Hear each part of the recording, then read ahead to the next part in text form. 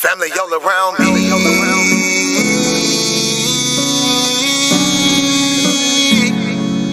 Family all around me. He my family, she my family. He my family, she my family. He my family, she my family. We are family. We might have the same last name, but that don't make you my family. I got some people with the same blood, and I know that they can't stand me. I got some people I call that ain't kin, that's gonna pull up and handle it. They take care of that business like family. We come from them trenches like family. They talking, you listen, that's family. They don't tell your business, that's family. They calling your phone, coming looking for you. They say that you missing, that's family. They don't need permission, that's family. When you hurt, they can feel it, that's family. Let them come while you're cheering, that's family. Let them come when you living, that's family. Family all around me.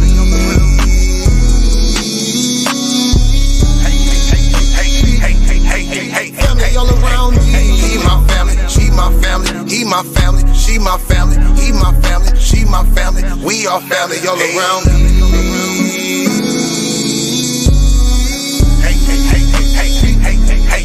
Family all around me.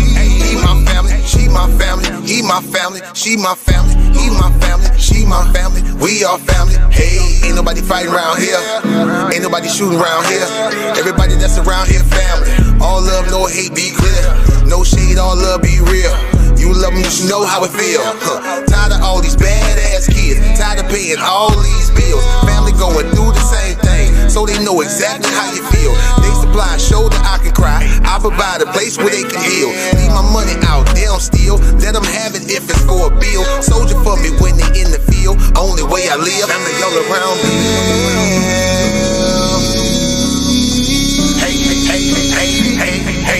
Family all around me. He my family, she my family. He my family, she my family. He my family, she my family. We are family all around me.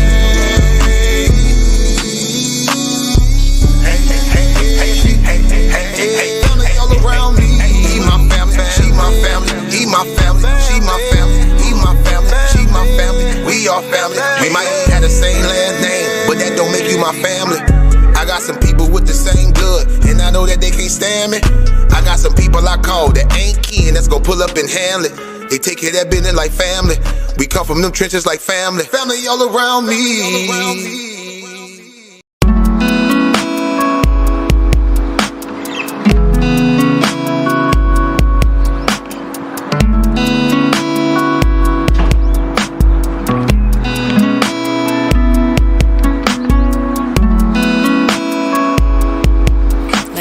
Without sin, cast the first stone. Look,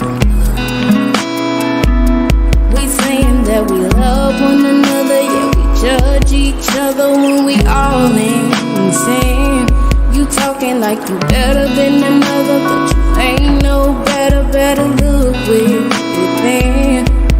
It goes ring around the rosy. Karma gets cozy, we all fall down.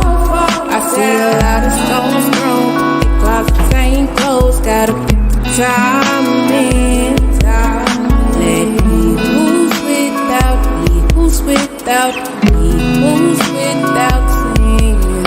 Let he who's without, he who's without, he who's without sin.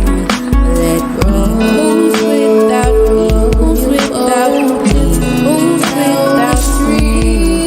Let me who's without, who's without free.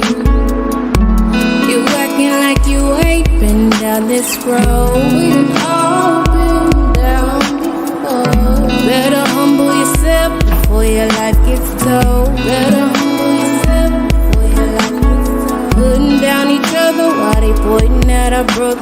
Trying to break us up, so let's just lean to one another. Ain't no giving up, so pass the cup and make it up. Times, yeah, they get rough. I got your back, it ain't no trouble. Clothes ring around the rosy. Karma gets cozy, we all fall down. I see a lot of stones thrown, but they closets ain't closed. Gotta put some time in. Let he who's without, he who's without, he who's without sin.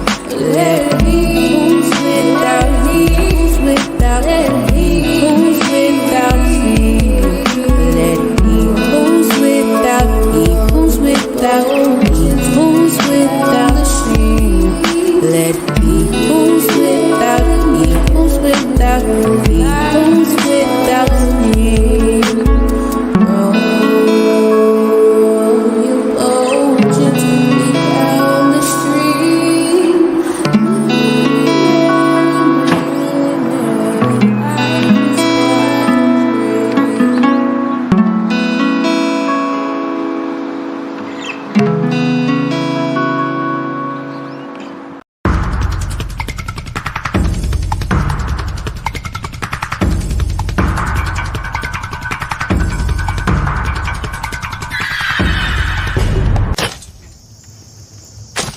tired.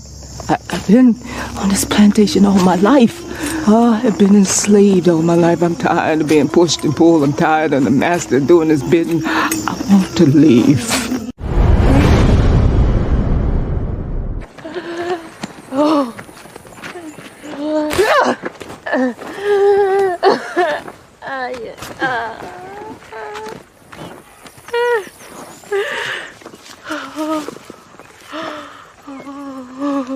You're doing this to yourself, Pat.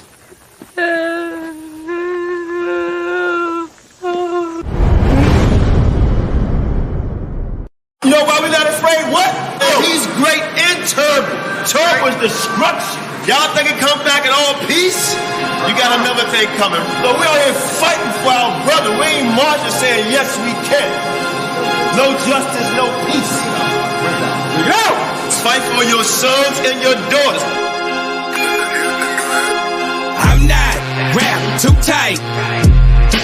Got 400 years on my back. I'm angry dog. I'm black like that. Won't contact with you whites. And all the niggas I stand here with, they share my same sentiment. I'm fucked up tonight. Won't kill my brothers no more. Want all the smoke. Motherfucker popo. This is my battle cry.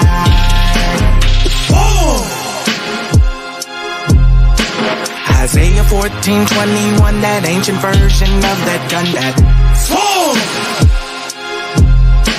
they stole our name, they stole our shit. We real Judites, motherfucker Jewish. We lords, generals, arm your soldiers. We fight tonight like we supposed to. They inherited lies. I'm referring to all whites. I'm referring to riches, white privilege given through genocide. And they gotta pay for that. God say Jacob gon' take it back. I cry aloud, I spare not. This good bread, my sharecrop. This lily grew through concrete. We march the on drum beat. We the chosen. No inclination to kick it with y'all. Raise Babylon to the ground, then watch it fall. Obadiah said you'll be wiped up for theft. These are just words, worry about what come next. It's for Negroes, Latinos, we better than all, not equal. My natives no red dot that feather. Me primo be smooth like that leather. Until it's time to bring the war dogs out, put the headdress on. War paint and I'm not wrapped too tight. Got 400 years on my back. I'm angry dog, I'm black like that. Won't contact with you whites. And all the niggas I stand here with, they share my same sentiment. I'm fucked up tonight. Won't kill my brothers no more. Want all the smoke, motherfucker popo. This is my battle cry. I got the spirit of grandfathers past. Front porch sitters, Nat Turner dangerous. A real life illustration of angry and that painting. Of Malcolm staring out the window with patience. One hand on the curtain, right hand on the AK spits. 47 rounds, all to bring down Satan. Same way Abel was killed by Cain. This will be an introduction from the fuck shit into the fire.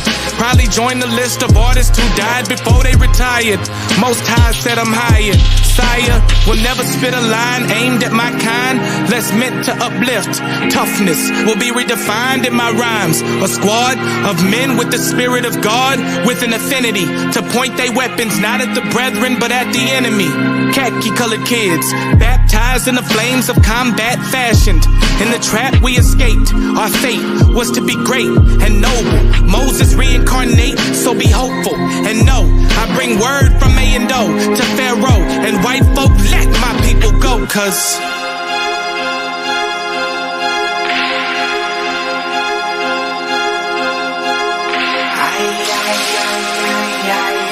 that's my battle cry.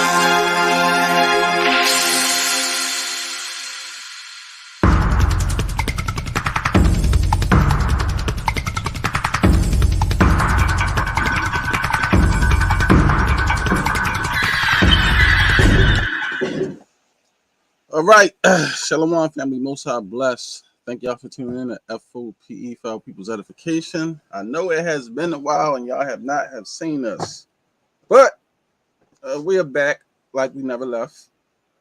Our channel also got a couple strikes, you know, but it is what it is. So we couldn't go live anyway when I found out. So, you know, we haven't been live in a while. We need to come on, talk to the people, me, myself, and Elder Qanath. But we all been doing well. I have been doing well. And much better health, great spirits. Thank you to everybody who's praying for me. Appreciate that. Love, concern.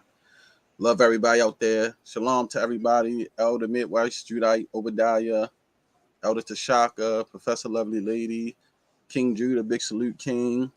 Shalom to Star and Lima, Sister Naphtali, Shadow Israel, everybody that's in the chat. Thank y'all for tuning in. Appreciate it. Shalom to my brother Obino. Go ahead, Qanath.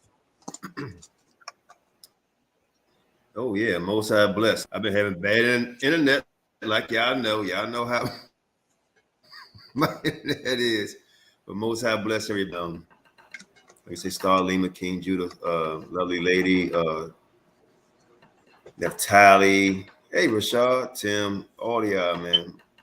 Obadiah, Most High bless all of y'all. So we just popped up and was gonna do this tonight. You know, me and Naphtali and Shasham and DeBar and Phyllis had some big news that we're doing. I guess I just said talk about a little bit of it. I guess at the end of the broadcast, and you can actually put the link in the room. P, Most High bless. You can put the link in the room so others can come in and talk about what's been going on lately. All right, give me a minute. You know, so yeah. No doubt. Yeah, so we're back. You know, there's a lot of stuff going on, you know, with the so-called 5 gangster police officers. Also what's going on in Israel with certain camps, you know, especially ISUPK. The Yellow Tail came out the other day, and we're going to show a little bit of that, you know. And it all started by the white boy. You know, ISPK got into it with some what's that? What's the guy name? Whack 100 got into it with them over there. He goes over there, clout chasing them. Yeah, the reason why we wanted to speak about that too, gang members and Israelite camps, and the police that killed the young brother. And we also want to talk about our sister, Queen Naphtali, who came down and visited us. Hold on. Let me show y'all something. In case y'all don't believe us. Y'all see Queen Naphtali came down. Right. Meet her and her husband. And we had a good time. Let me tell y'all, it was pulling 100 bricks out there. I'm talking about it felt like 10 below, and the wind was blowing so hard. My goodness, you know. So we was all bundled up, you know. We had on enough clothes. We had on much we could put on, but man, it was cold. We really enjoyed the family. Go ahead, Al. Mm-hmm. Right. So we had a good time when she came down. Her and her husband had a wonderful meal. Great conversation, and a lot more. But oh yeah, hold on. Let's talk about that. Let's talk about that meal. Let's talk about that meal. That rockfish. Go ahead. When I took you to the spot. Yeah, let's talk about that meal. You ain't want to eat it, but we'll tell about that meal. I did want to eat it. It was expensive, but it was ate. You know, I like I said, I never really ate a fish with the head still on it, so that's kind of new to me. But it was good though. Yeah, I paid a pretty penny for that fish. Yep. Hey, Sham and I can talk, man. We both got rockfish, right? Mm-hmm. Yeah. And it was a whole bunch of us, man, the whole F.O.P.E family. And shoot, when we got finished, they brought that rockfish, man. We was quiet as so what they call it in there. Tearing that daggone rockfish, it was good. You know. Again, man, Most High blessed Naphtali and her husband. We had a wonderful time here with the family. I just can't wait. Hey, Neff, I didn't see you in the building. Yeah, we missed y'all too, man. And I'm gonna tell y'all something. I've been around a lot of people in Israel, and I've met some good people. I'm not gonna front, I've met some good people. But I'm gonna tell y'all something. Naphtali and her husband are the real deal, man. They are the real deal. What I mean by that, they're loyal to their God. They're loyal. They're loyal.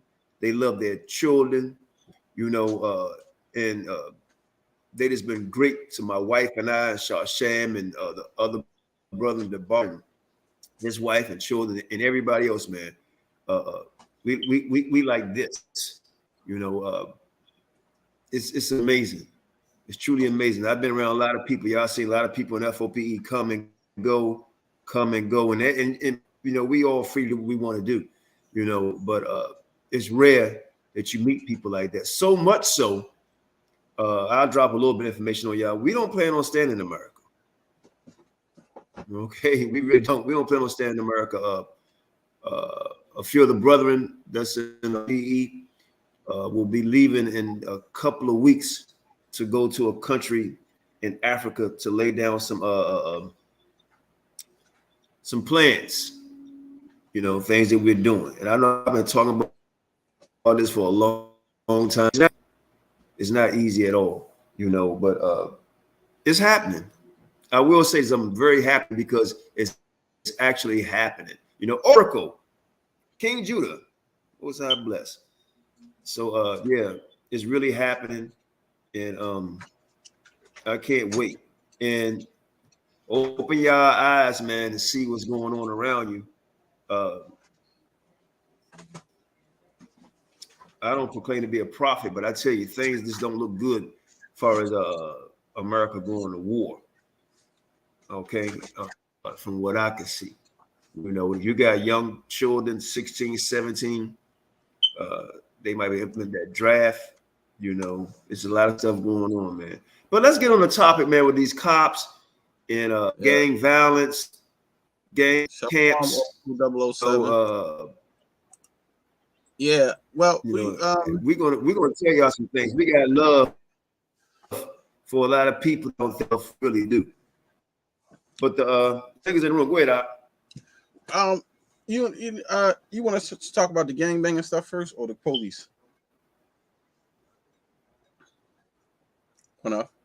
Let's talk about the gangbanging stuff first. Let's do this right here. In fact, okay. I kind of want to commentary the video.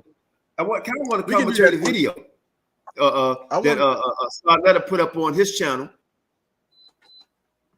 Okay. I want to talk about.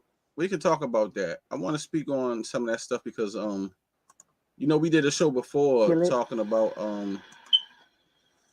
nice. You know, we have. What is that? Was that my? What was that, Qanath? That's on your end. That's on your end, not mine.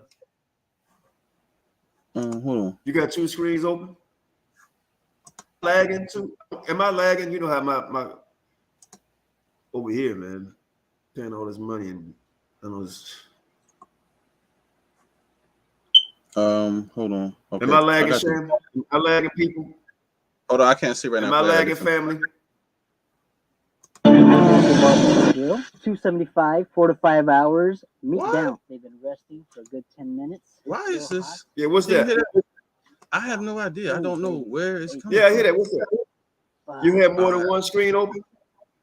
No, I'm looking at my tabs. You got? It's like, hold on. All right. It's another tab somewhere, but I don't know where that came from.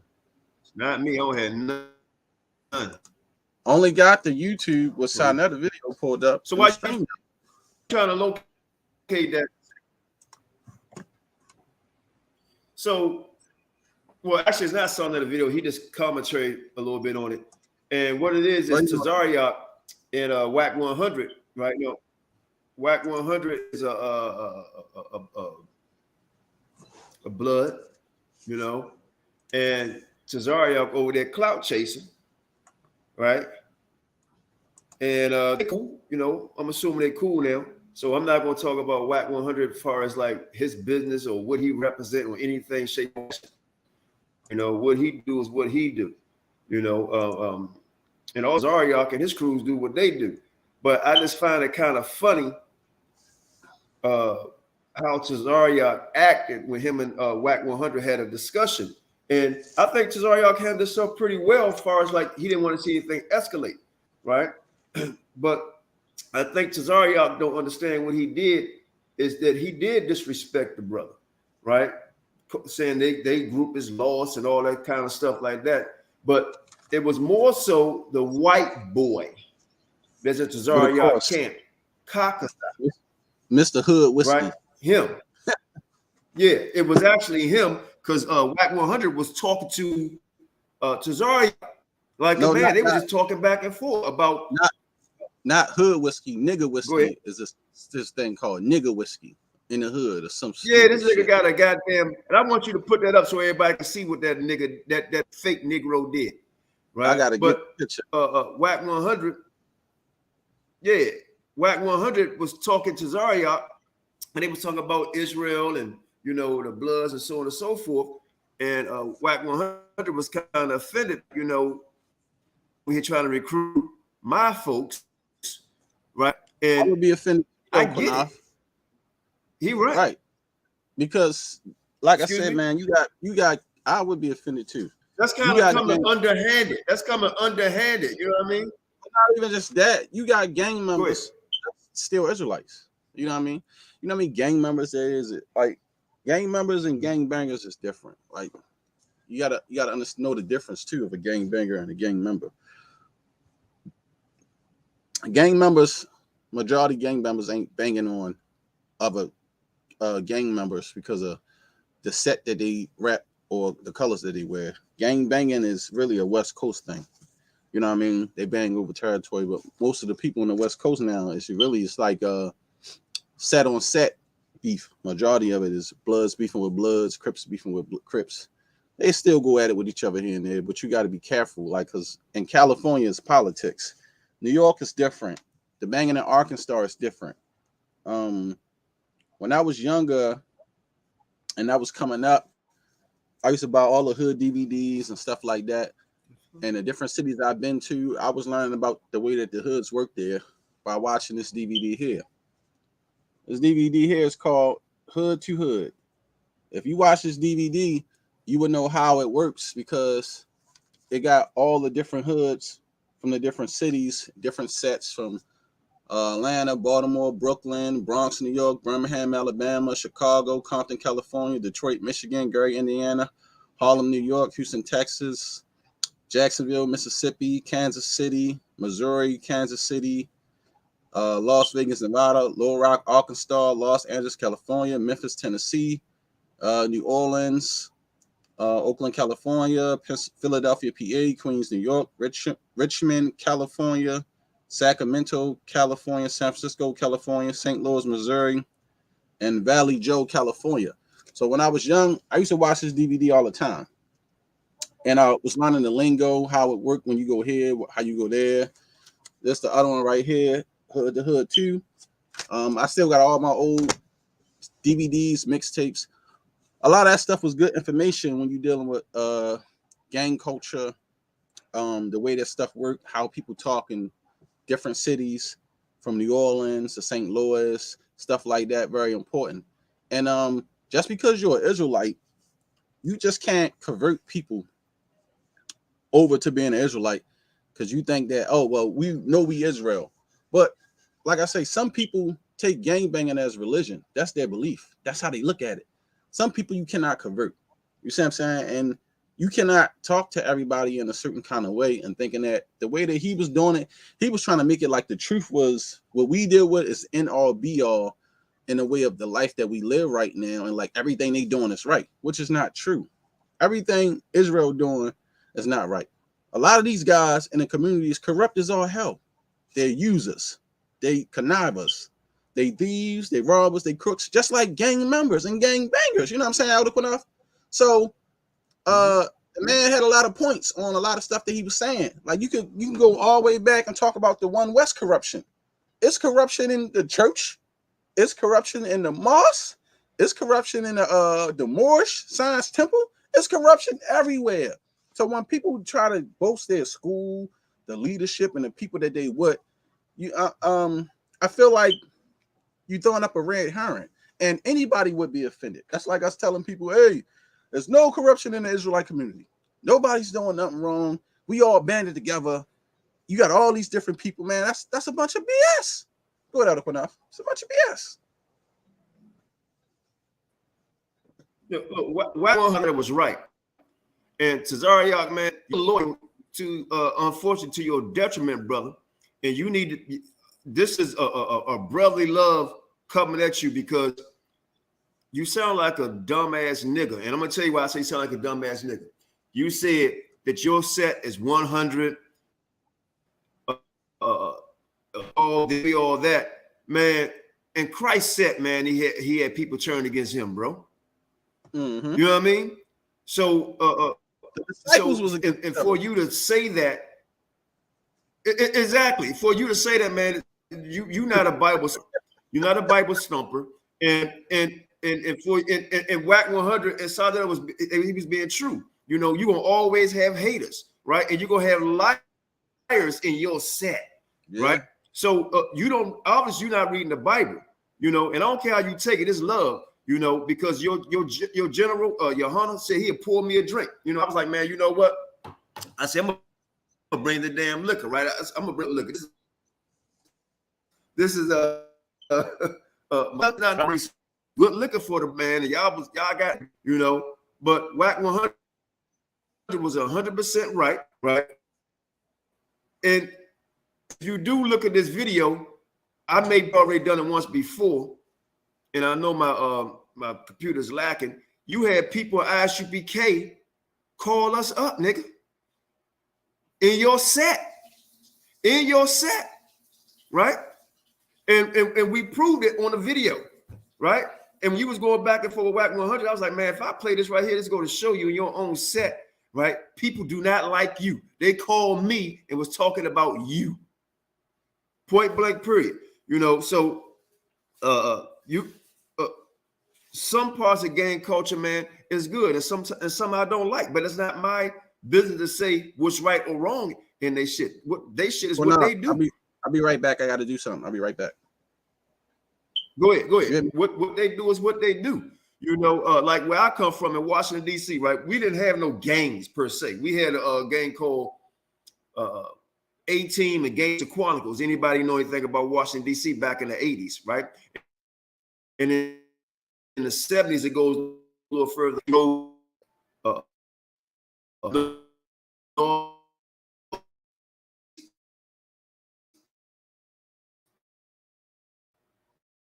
Northwest, southwest, and southeast, right? So we ran our stuff like that, man. You know, and where I come from, southeast, we call it like Chopper City, right? And I got people up in northeast, right? So they roll and also roll like in streets, right? You can have R Street, W Street, M Street, stuff like that. Right, so I wasn't in a gang culture like that because we rolled in different sets, like streetwise, you know. But for you, Tazariak, you showed your damn hand, right? I appreciate the fact that you didn't elevate it, but you would have elevated that toward a lot of Israelite brothers, and you did, right? And then you try to say, well, Clubhouse is different, you know, the way they do things, this, and the third. Nah, bro, you came off Whack 100 straight, pulled your coattail, man. He pulled it. Now, what I mean by pulled it, I ain't saying, you know, suck or whatever like that, right? To me, he showed me that the shit you talk, you only talk to the people you know you will probably get away with it. You wouldn't talk that same shit to Whack 100 like you would talk to a Black Jesus or JJ 7000 or any other people that you hang up and clown like your boy did. But Whack 100 checked his ass, right? And you ain't really say shit. And we gonna prove it tonight. You ain't really say shit, right? And then you said Whack 100 is your brother, right? But you're against gang culture, but you say you call the guys the purple guys. You say they not your brother, but you say a so-called white boy your brother. You're a goddamn hypocrite, a fraud, and you loyal to your demise, bro. You loyal to your demise, right? Because what that brother was telling you was 100% fact. Your leaders, right? All your captains and shit, right? Or your generals, I say shame on them. And I'm going to tell you why. I saw some guys in ISBK standing up, right? Going back and forth, right? And I think that was honorable of them, you know, because you know what? They supposed to roll, you know. But I tell you one thing, man, your leader should not have allowed you, because I called you a water boy years ago, a couple of years ago, a water boy, and you're a water boy. There's no way I'm going to let Shawsham go on the battlefield all the time by itself, and as the leader of F.O.P.E., don't stand up. You went out on the battlefield all the time, right? And WAC 100 was going back and forth with you, right? And he was checking your ass like he should have, right? Because you was being slick, right? Because I watched the video, you know, that he said that you put out. I watched it, right? But that's all good. It's all good. You know, I'm not trying to create no rift, you know, but your generals allowed you to go back and forth, and don't give me that shit you can handle yourself. Go back and forth and could quite possibly got your ass in trouble. You, not ISBK, you could have got your ass in a predicament, and they let that shit go down like that, man. And you talking about y'all solid? No, bro, that's not solid, man. That's being very naive, right? And dipped in the field that you don't know anything about, man. You know, so in FE and many other organizations, man, you're gonna have gang members in certain so-called Israelite groups, bro. Ain't nobody gonna ever denounce something that was real close to them on a level where they say, you know, I'm not gonna deal with them brothers or sisters anymore. They're not gonna do that. You know what I mean? So I got my shit in jail. You were talking about when you go to this jail or that jail, and he said something that was real profound too, man. He said, man, a lot of times you go down there, man, they don't believe what you believe. They just want to get the hell out the damn cell. And that's a fact. That's a fact, man. I got people told me that shit. Then you gonna have some people that's going to get out of jail and follow ISBK or follow different groups or follow a Muslim or a Christian or whatever, right? Or go back where they, you know, they original set, or just go back being a regular blowjo on the shit, you know. But you did some shit, man, that I saw how you came off at me and many other people's, but you did not know that with a WAC 100 Bloods, bro. You did not do that shit. You did not do it. And to me, you showed your hand, son. You showed your hand. And not just you, but more so your sidekick, right? Your sidekick. Because you said, I'm going to play the goddamn video.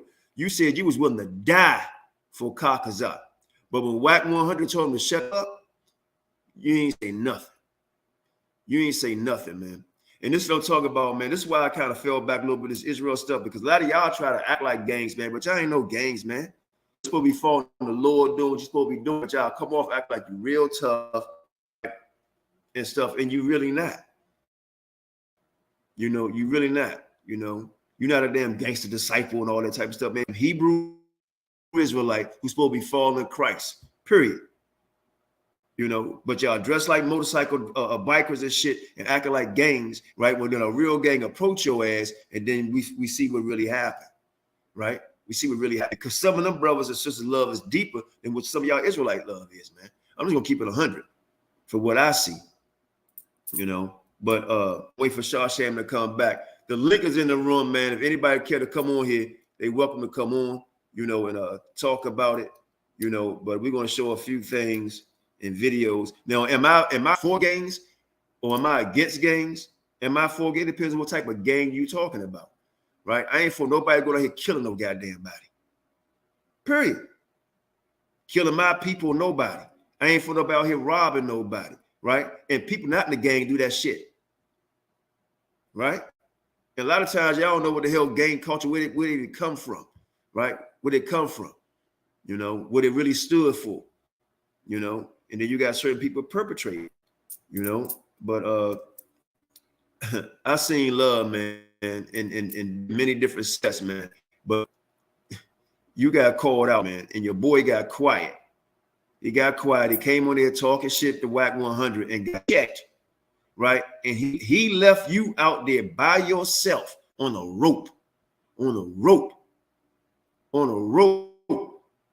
And you were so busy trying to keep the peace, but you don't have no peace with no Israelites, no people in the conscious community. You talk mad shit to them, But you kept that shit peaceful with Whack 100, bro. Straight up. And I don't know him, but I know what I saw. I know what I saw, man. You know, and I still got respect for some of the people in your set, ISBK, right?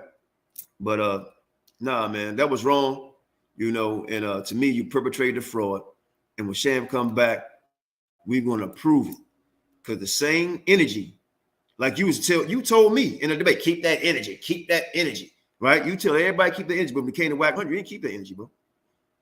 You know, Sarnetta even stood up, right? And there ain't supposed to be no back and forth trying to fight. We want peace, right? And I didn't want you to go back and forth with that dude. But I was kind of like, damn, you cursed Black Jesus out. JJ 7000 out. Call people all out their name. But when it came to that brother, your ass was like walking very gently. And then you're trying to dress it up. Well, I just got a lot of respect for him because he know more people. That's crazy, man. That's crazy, you know. But wait till Shaw come back, man. The link is in the room. You know, y'all welcome to come on. If you don't want to talk about this, we talk about anything. You know, anything you want, man. I just hope all of y'all keep the faith, stay strong. You know, keep following Christ, Yahawashi, Yeshua. Keep following Christ, man. Get down to business. Look out for your families, you know, and try to love one another. You know, don't try to perpetrate the fraud. Don't try to clout chase no damn body, you know, in Israel, you know. And Whack 100 said something real cool, man. He said, you know what? He said, shit, we together over here. Yeah, you're going to have blood against blood, like Sham said, or crip against crip, or whatever, different things like that, right? But you do see some type of unity coming together with them. He said, man, what you should be doing, Cap, is y'all Israelites should be coming together. And he was 100% right. Why y'all want to come together? You know why? Because I want to rule over one another, right? You want to be a captain, a sergeant, a general. But then you say you're in captivity over another man or woman. Over another man or woman. Come on, man. That's the problem. You know, and I was bamboozled by that when I came into this knowledge, right? I said, damn, they try to put me over. And I said, I don't want to be over nobody. And then they try to put people over me in my own damn house. I'm like, I'm paying up in here, buying food up here, toilet paper, furniture, and you niggas talking about somebody is over me in my own crib? Y'all crazy, you know? But when Sham get back, we're going to talk about these racist ass cops, right? Because that's a gap, but they roll on a different level, right? Ain't no love with them motherfuckers, right? No love, right? When the scripture say your eye will be evil as your brother, sure enough. And I watched that video, and I heard a bunch of clowns, man. I heard a bunch of damn clowns, them so-called, a bunch of clowns. And they were talking a goddamn raccoon the way they was talking. Oh man, he must be on some. Oh, he ran, man. He ran this. I had to hit him. I hit him with everything. Like they just killed the damn boar. Like they just killed the damn boar. A wild hog. And you tell. Cops never been to jail. Probably never got in a fight before. But what made them bad was the brainwashing, and they thought because they probably made $200,000 a year, they was better than their own brother. Probably their own brother looked down their own brother, and look what happened to him. Right? They make them money. They forgot they was black. They forgot that shit. Qanath, you know, I'm gonna need a minute because my wife, she not feeling well. She throwing up, and I gotta help her. So I'm gonna step away for a minute and help her get her stuff together. No.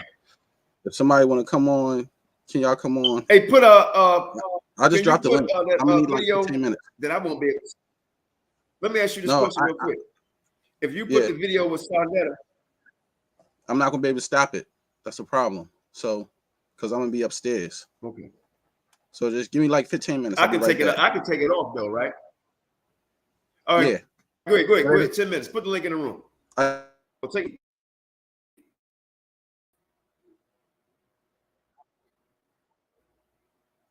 Yep.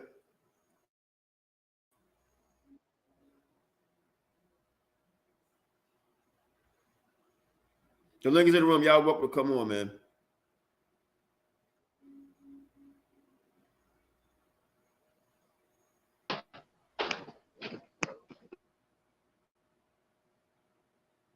Shalom. The link is in the room.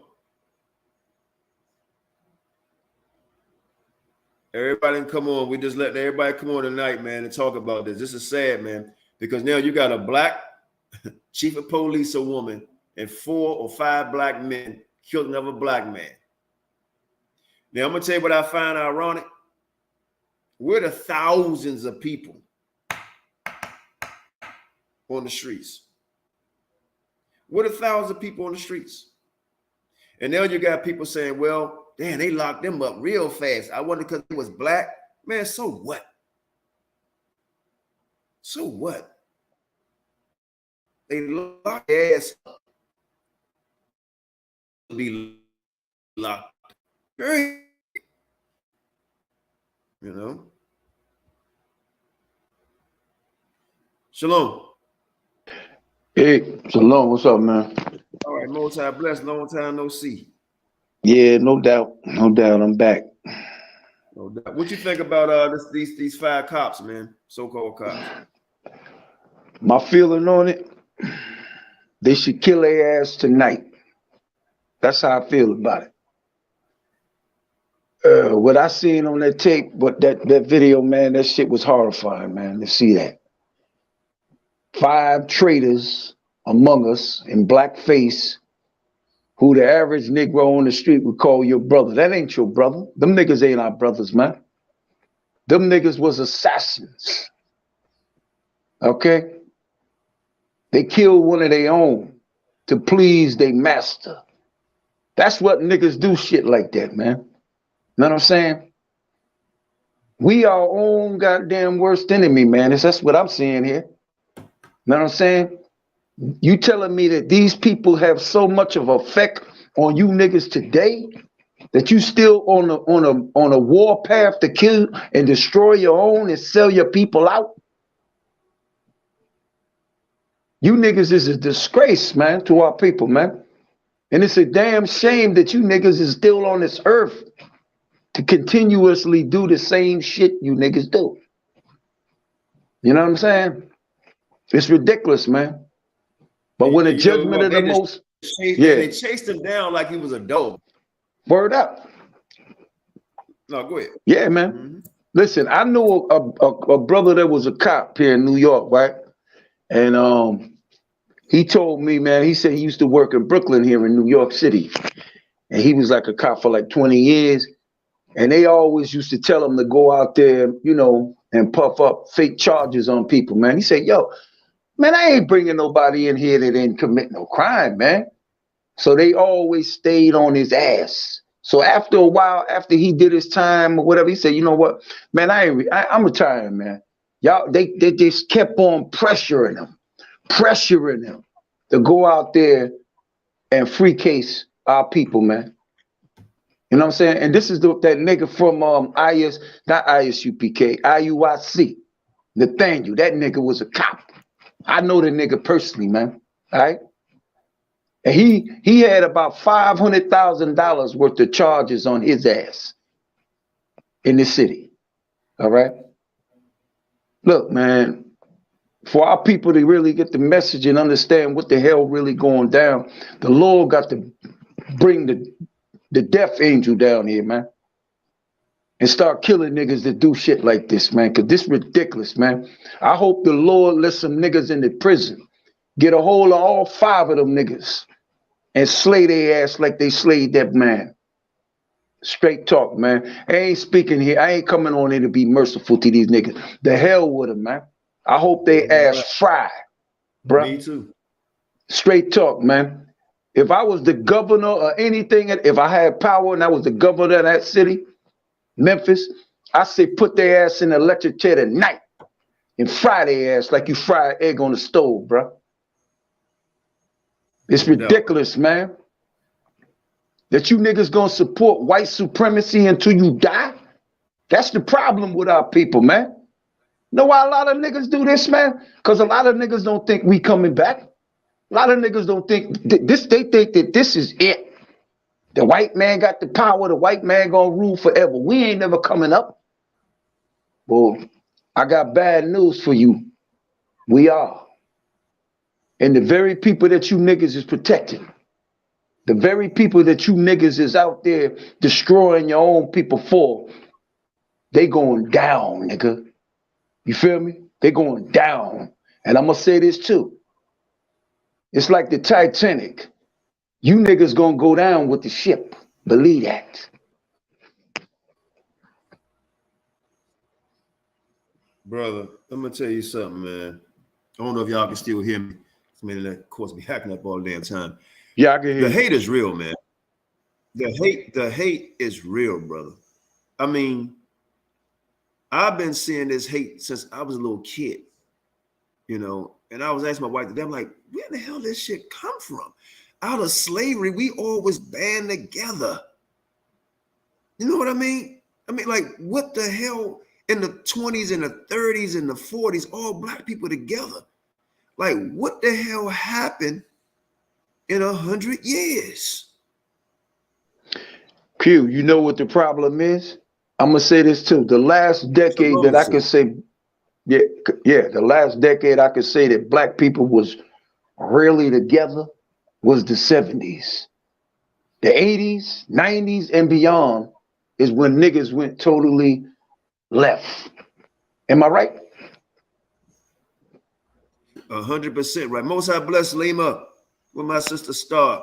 Yeah, man. It's like, what the hell happened, man? It's like, I mean, the hate, it just, I mean, of course we say, well, drugs and, you know, but this shit is just on another level, brother. You got a chief of police that's white, 5 black cops, and they chased down a little skinny dude and beat him to death. And when they caught him, they was talking like they had caught a hog. Like they caught a hog and how that hog was fighting back. And, oh, I had to hit him 5 times. I sprayed him. And the way they was talking, laughing, he and ha-haing about it. You know, it's just really like, what the hell is going on, man, with our people? Talk about gangs. The police department is the worst damn gang on earth. Yo, this is and a gang was initially for love, brother. Look, you could probably, hey, look, watch this. Help me out, JT. Yeah. When I was coming up, man, my uncle used to watch this show, right? And it was a gang. It was a comedy show, but it was the gang. I forgot the damn gang name. Something Boys. You got it. Oh, the Bowery Boys? Something Boys. It was a comedy show. The Bowery Boys. The Bowery Boys. It was a TV show, Bowery right? Boys. It was Bowery Boys. It was like old. It was like old. No, that was like movies. Those were like no. Serial. It's a TV show. It's a TV show. Yeah. Yeah, man. And it was all about love. You know what I mean? All about love. You know, and the culture just changed up so much, man. You know, and and to see what them cops did. That was a lynching, modern day lynching. To that guy. Now they're going to find out the colors that they wore don't mean shit to the people that they thought was loyal to them. Hell no. Yo, check this out. Yo, can I say this quick? What? Now, there was also a white cop on the scene, right? You know, he got no charges on him? He ain't do shit. That's right. But everybody that was there should be an accessory, man. I mean, even if they didn't have 25 minutes later. Yeah. Oh, okay. Well, yeah. The But that ambulance, man was all still in that shit. handcuffs, though. Still in He was still. handcuffs. That's right. And can I say this? He was 3 houses away from his home where this shit took place. 3 houses. This is the type of shit, man. I'm so glad, bro, that and look, it's another guy. He got killed. I mean, anywhere you go, you're gonna find violence, man. You know, but at least in Africa, you can die there too. You know, I'm just sick of this place, bro. This place right here, man, is just sickening. I mean, it's just sickening, even in this truth sometimes. And I'm not trying to bring people's spirits down because my spirits are high, you know. But even in this, man, you know, we've been banging hard, not against all of one West, but doctrine. And to see how brothers go against brothers, even when you try to correct somebody, when they want to talk about raping little girls, and we go have children, women, girls, soon as they get their period in the kingdom, and other people that's not, don't even have the same damn DNA, our people, you know, the alphabet crew up in churches wanting to be with one another. You know what I mean? Same section. This whole thing, man, is like this wicked. This shit is wicked on another level, man. And I walk the streets, man, and just be looking like, wow, I can see the demons on people out here, man. Like, I can see it. And them guys didn't have no care for that young man's life at all. They thought it was a joke while he's laying on the ground, and they didn't even think about the wounds and shit, how they was hitting them. One guy said, watch out, watch out. They was choking each other with the goddamn pepper spray. One guy told him to move while he was beating them upside the head with the billy club. And the stun gun, they kept on shooting them. And it kept stunning them. You can't even treat an animal like that. Ask Michael Vick. 2 years behind bars for dogs fighting at his place, and he wasn't even there. You can't even beat a dog like that. All right, I'm back, Qanath. Yeah. It's just really sick, man. You know? But then we was also talking about Tazariot, right? Just really perpetrating the fraud, man-pleasing, and got called on it. Now, I like the fact of the matter that he didn't escalate because he had no right to, right? But you came against some real ones, right? You came against some real ones and got checked, but you didn't have, you always tell people keep that same, but you didn't keep that same energy with one, right? All because your white boyfriend started it. He started the whole damn thing. Wack was being respectful, talking to Zaria, the guy online, talking shit, and he told what's that boy name? What's the guy name again? The white boy name, Shane? Just cock of shit. That's what I call him. What the hell that damn boy name is? Kakazar. Yeah, Kakazar. Yeah, we couldn't hear you, Shane. Kakazar. He the one started the whole goddamn thing and got his ass checked. So we're gonna commentary this a little bit, right? And no, Shane, before you play that, play 2 parts of the videos I gave you because I timestamped, and I want y'all to see is the energy the same. I timestamped 2 videos. I want you to play them, and I want y'all to see is the same energy, the same that Cesaria versus Wack 100. It's the same damn energy that he's about to ooze out his mouth. So play them videos first, then play this video. And we're going to commentary it. Because you got real ones and you got fake ones. Up to $200 fee free. You got gangs out here, Bloods and Crips, real, right? Where I was coming, we had Gangster Chronicles 18, all that, real, right? Israel don't supposed to be no damn gang, but some of us have gang members in it. So what? So what? You know, they ain't out here killing no damn body, you know.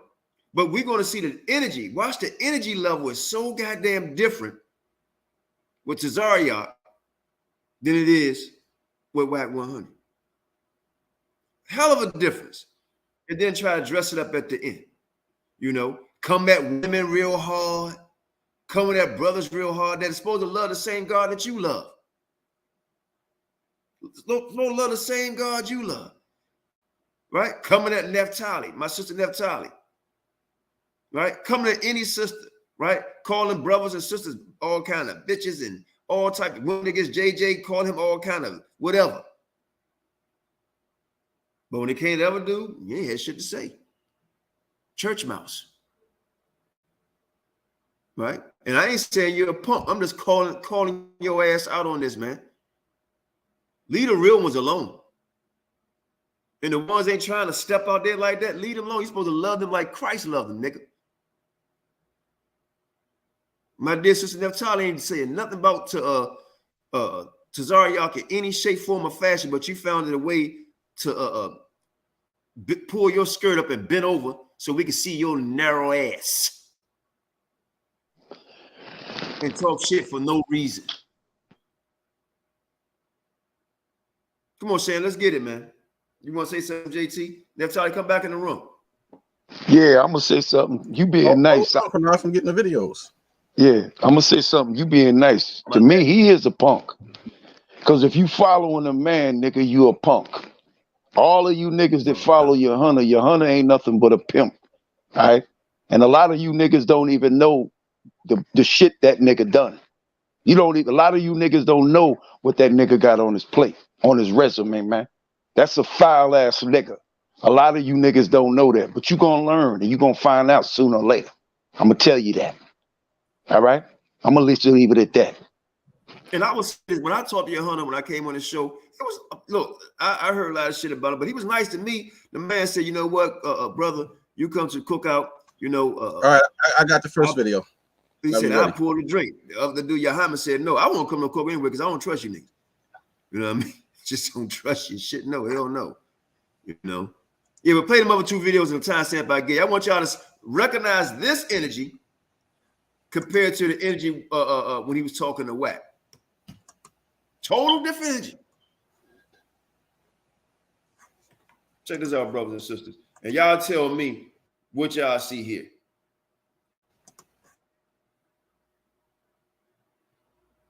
Classes take up about maybe an hour and a half, and they condensed into whatever that 10 to 15-minute video was, which was funny when he was like, I mean, the shit funny, but if you're going to get the lesson, then get the lesson. But don't try to make it seem like he was saying commit adultery, because you didn't play the part when he said, I'm not telling Chris Rock to commit adultery. I'm trying to teach them a lesson.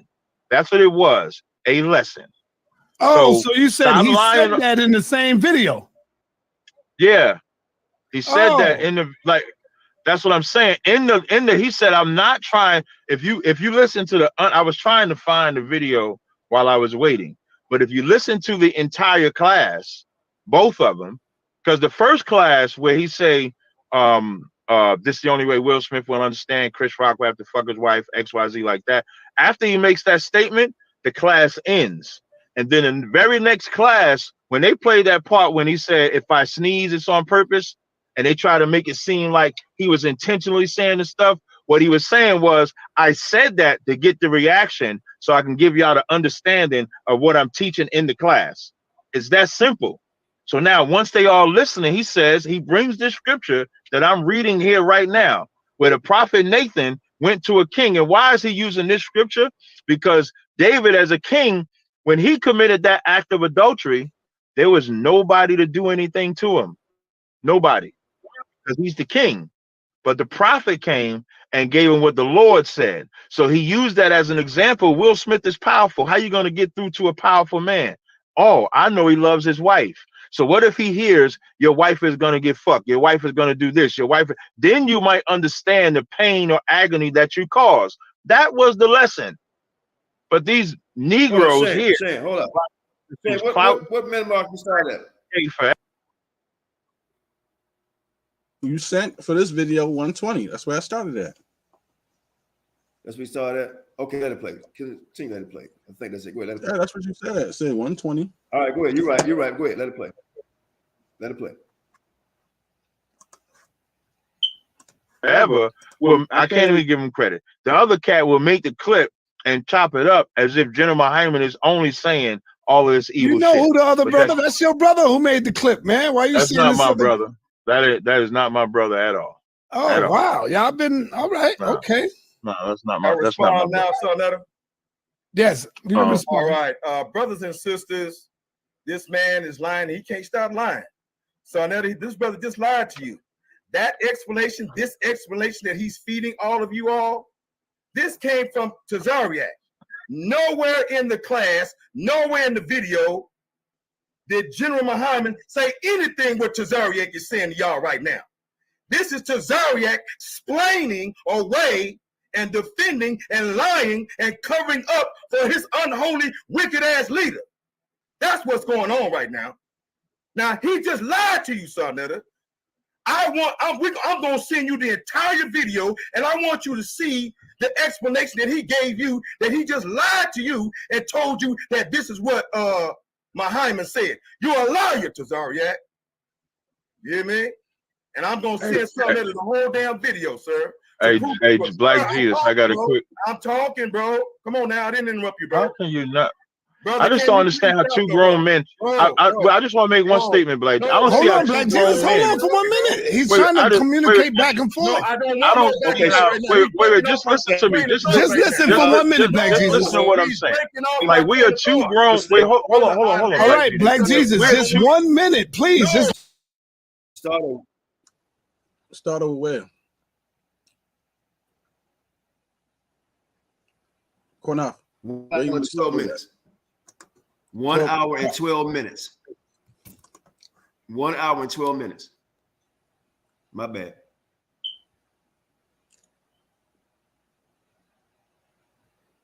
And watch the energy. Watch how he talked to Black Jesus. Watch this.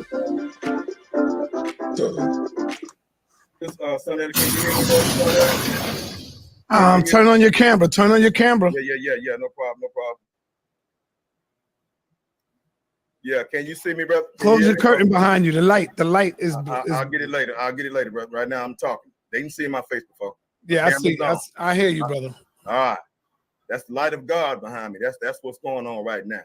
We're gonna shed some light on this maniacal hood booger.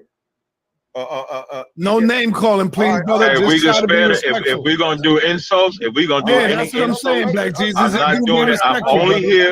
I'm only here for Sonetta. I'm not here for Black Jesus. Do not say anything slick out your fucking mouth. Watch your fucking mouth. Brother, you're not scaring nobody over here, bro.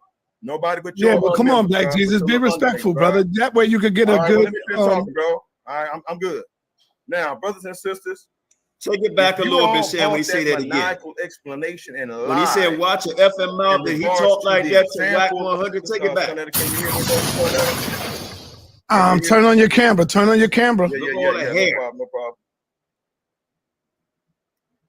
Yeah, can you see me, brother? Close the curtain behind you. The light is. I'll get it later, brother. Right now, I'm talking. They didn't see my face before. Yeah, I see. I hear you, brother. All right, that's the light of God behind me. That's what's going on right now. We're gonna shed some light on this maniacal hood booger. No name calling, please, brother. Hey, we can spare it. If we're gonna do insults, if we're gonna do any that's what I'm saying, Black Jesus. I'm not doing it.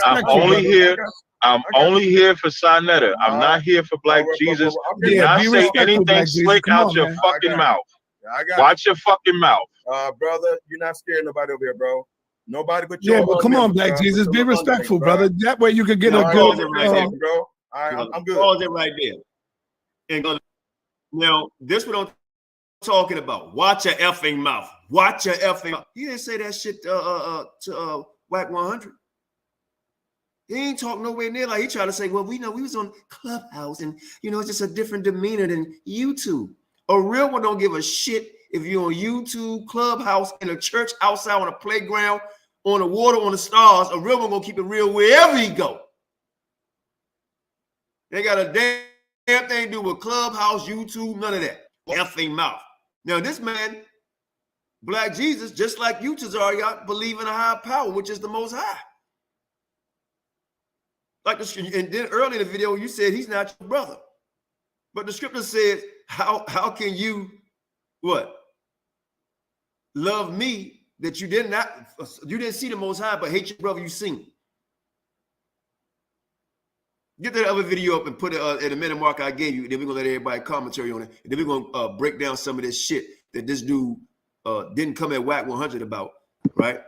Hey, Shalom, Most High Bless. I just wanted to jump in here real quick. Shalom, sis. Most High Bless. I just wanted to jump in before you get off because I had something I wanted to say about Tazariak. If that's okay. Bring it out. Yeah, go ahead. Go ahead. Okay. Yeah, you know what I found very interesting is this. You know, the brother acts like, you know, he can't debate a woman, he can't address a woman, he can't talk to a woman, and he says all of that. But what I found interesting is that when he got the first chance he got, he disrespected. You know, he had nothing but bad things. He tore me down, even though the man never addressed me. He never had said anything to me. But it's okay to tear me down. It's okay to say something derogatory about me, when in fact I've never even said anything about this man. But I just find it very ironic that you can't talk to a woman, you can't debate a woman, you can't do all of this, but as soon as you get a chance, you can turn one down and say something negative about her. So I just, you know, no respect. He don't respect the, you know, it's just all disrespect over there. And I just hope a lot of my sisters wake up and exit stage left. And that's all I wanted to say.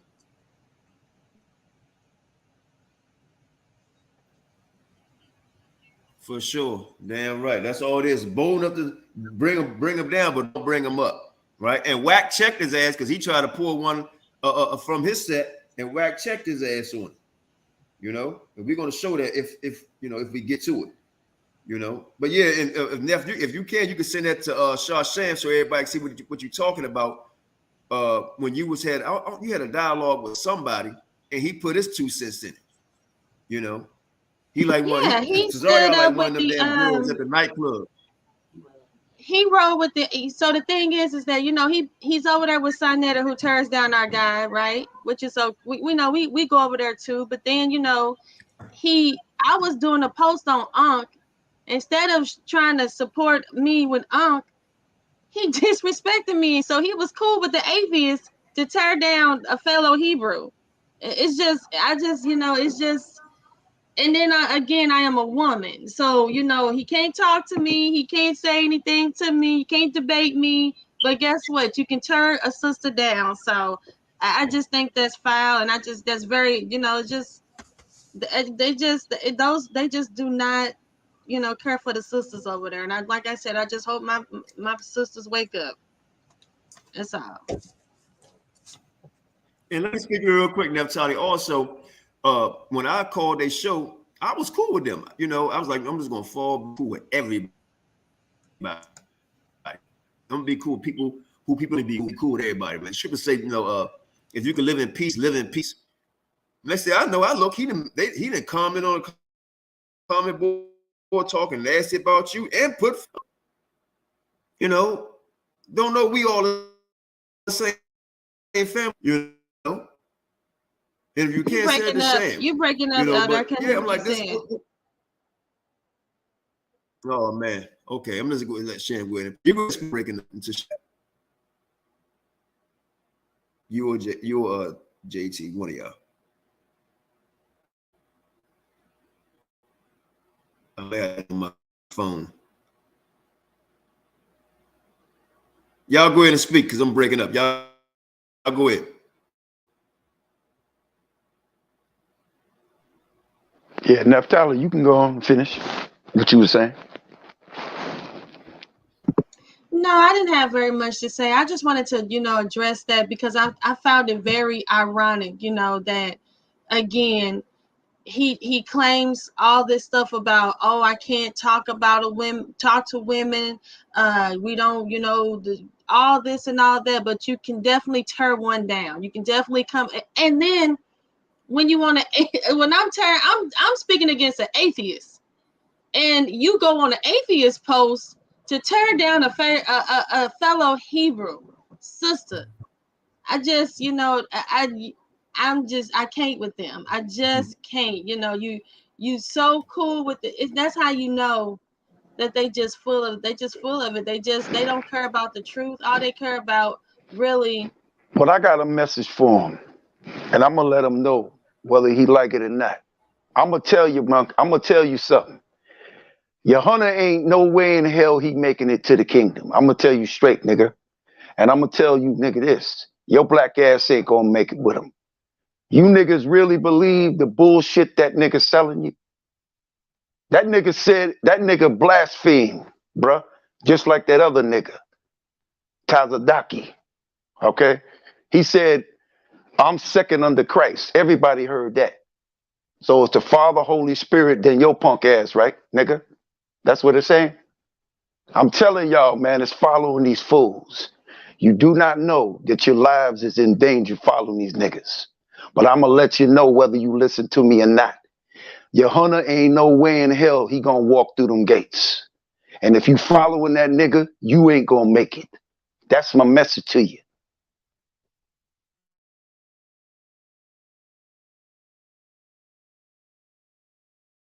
Qanath, you ready for the video to play? Yeah, play that other part of the video when he was talking to That's it. You said 1 minute. And then play the that was how they were chatting. It was all good. All right. Yeah, I guess.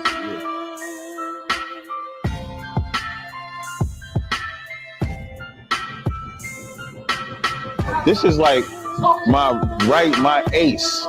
This brother right here. He's my ace. I'll kill, I will defend him with my life, right? And so people can't get to me. So in not getting to me, they might try to mess with my man right here because they can't get to him either. And then his information is impeccable. Nobody's refuted his 12-tribe chart. Take it back again. So one more time, what did he say he would do? Take it back one more time. So let's do it.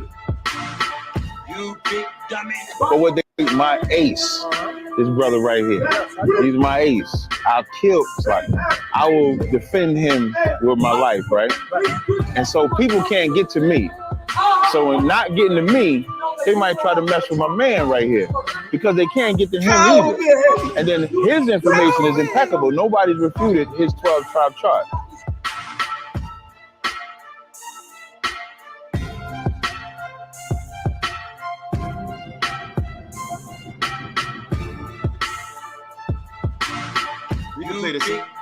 But what they do is then try to attack him personally and then try to come to me and be a brother. How much of a brother I would be?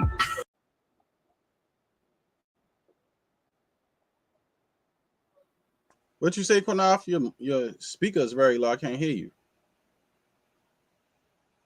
You go ahead to play the other video and go ahead and talk because I'm breaking up a little bit. You go ahead. The other video, the video he was showing of Tazariak and WAC 100 started when they first started talking. You let it play and we can commentary as much as you want. I just wanted how the energy changed, the different energy that Tazariak bring with WAC, but he bring the other people. Did you have the timestamp though where it started at? Just keep forward until you see. You'll see when he put their two faces together.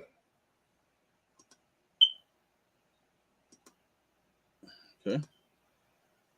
Yo, Qanath, shut the fuck up. And Qanath, drag is not. That means we lost. We ain't got no.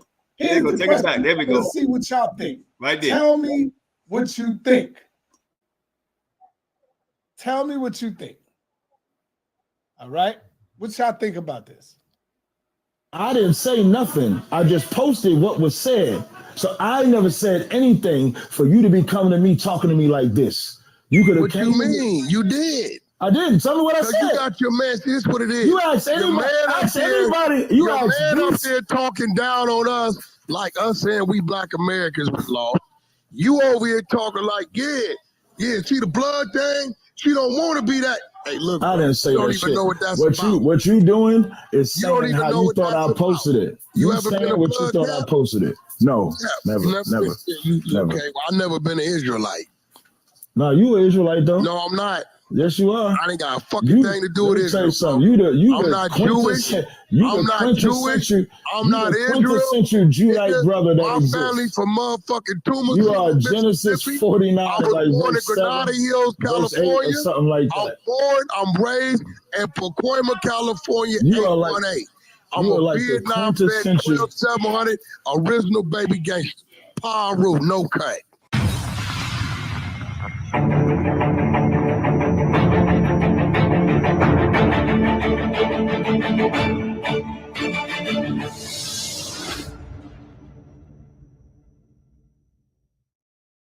A tribute for the Negro, Wilson Armistead. I'm just gonna flip through these. You know what I'm saying? Y'all can go do a little bit. We can't use black, right? Because black is not. That means we lost. We ain't got no identity, right? So that's wrong, right? We can't. You weren't interested. Nah, I'm talking. in the background. We can't use black, right? Hey, whack. Because we lost, right? Yeah, okay. Yeah, I'm a mute. What'd you say, Qanath? Qanath, what you say? Okay. I was saying that was Kakazak talking in the background while Wack was talking. You go see how Wack gonna check him. So I know they're gonna talk about it. Go ahead. Okay. Up because we lost. I thought that meant we got no identity. I thought you were leaving. Hey, yo, I agree with Wack. I ain't gonna front. I agree with Wack too. With some of this. I ain't gonna be like, yeah, I don't agree with him, but I do agree with Wack to a certain extent on some of this debate.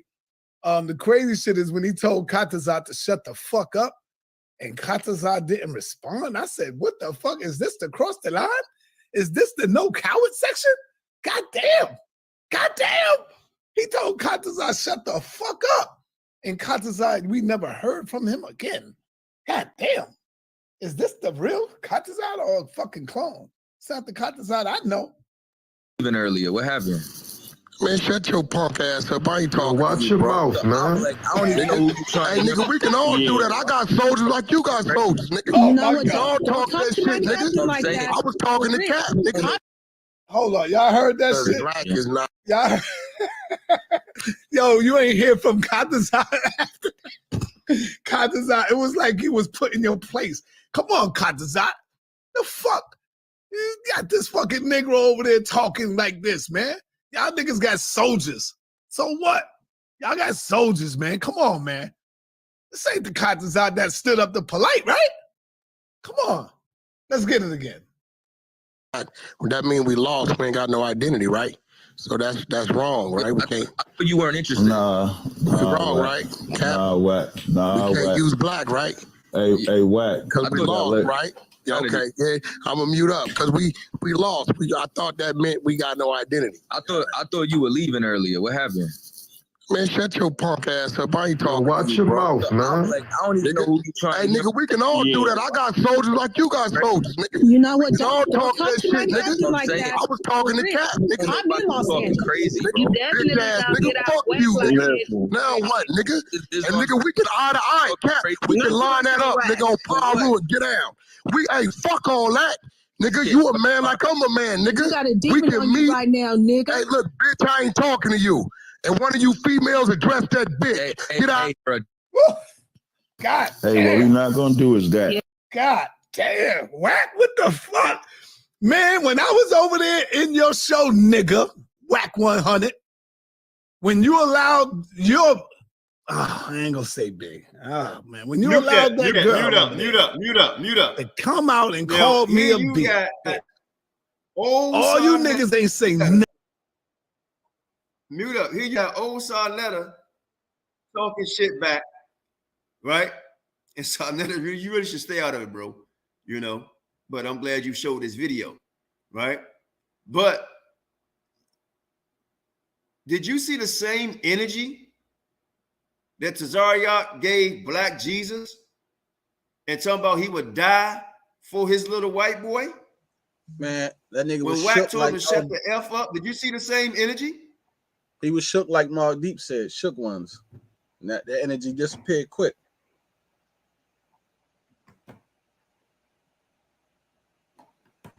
Go ahead, Up. You hear me, Qanath? I'm breaking up bad. Yeah, You're not breaking up. Go ahead. I hear you real good. It's my side. Oh, I'm not. Yeah. So I mean, the energy level is way different. Oh, wait a minute. Hold up. Wait a minute. I didn't say that. I didn't do that. Oh, you took me the wrong way. You're gonna hear later. You should have just called me. And then I would have just took the video down.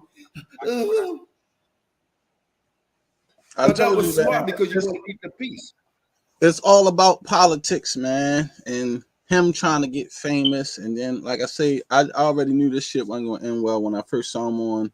He was talking all that stuff aside that, yeah, you know, I'm the man on Clubhouse. I'm like, nigga, who cares? Like, to me, I feel like he trying to be famous so bad, and he's doing anything and connected with any and anybody to get some type of clout, you know, for some fame. That's my honest opinion about Tazariot. I don't know if other people see it. Qanath, remember when I told you that nigga was on there and you went on and that nigga ran out the room? Mm-hmm. But that's my honest opinion. That's what I see what's going on with him. He seemed like he's trying to get into the spotlight and get famous off of being an Israelite and trying to get notoriety from it. So whenever he connect with this person or that person, that's why he's trying to do all these Clubhouse power moves. But his issue is, man, listen, you can be an Israelite all day. You know what I'm saying? But at the same time, man, when you're dealing with people from the Nation of Islam, you got to respect them just like they respect you. Don't think that they supposed to respect you because you claim to be an Israelite and they from the Nation of Islam. And at the same time, you're not going to give them that same respect. That's just like Stanley Tukey Williams' son. He's a Crip. He's an Israelite too, though. But at the same time, you think you're going to go out to where he talk to him and disrespect him in his set because he's a Crip? No. At the end of the day, you're not going to disrespect that man on whether he's still a gang member, gangbanger, whatever you want, whichever terminology you want to use. You're not going to disrespect somebody into any culture or like just like these dudes out here, secret Israelites out here that's Freemasons and still, you know, a part of these secret societies. Like, come on, man, let's keep it real. This is what I mean by, and King Judah did an excellent thing when he put that video saying he's delusional. He's very delusional. You got a lot of people in Israelite camps organization that's gang members. And at the end of the day, they're not going to be letting you disrespect their sets and all their friends and all that stuff. And I understand that because, man, it's like, I think brothers in this community, they take the Israelite stuff too far as if we Superman or powerhouses or like you can't die in this shit, man. The scriptures tell you don't tempt the ones who got the power to kill you. And man, like a lot of these guys is not wise. They think they can't die. They think that, oh, because I'm an Israelite, you know, like you got some infinite power and you can't be touched. And to me, I think that's very, very foolish. You know, you got to know the do's and the don'ts, period. And at the same time, it's like you see these guys in the community, it seems like to me they lose their street smarts. You know what I'm saying? They lose their street smarts. When you go to prison or you go to jail, you get locked up, and you're a gangbanger, gang member or whatever, you don't talk gang talk when you locked up. You might be locked up in a pen with 20 Bloods, 10 BGF guys, some Crips, some Latin Kings. You ain't talking crazy and smack in your gang language when you got other gangs around you. They know what disrespect is when you disrespecting their set. And that's the same thing in people's beliefs. So to me, I think he made himself look like a total asshole when it comes to that. So it's how you talk to people.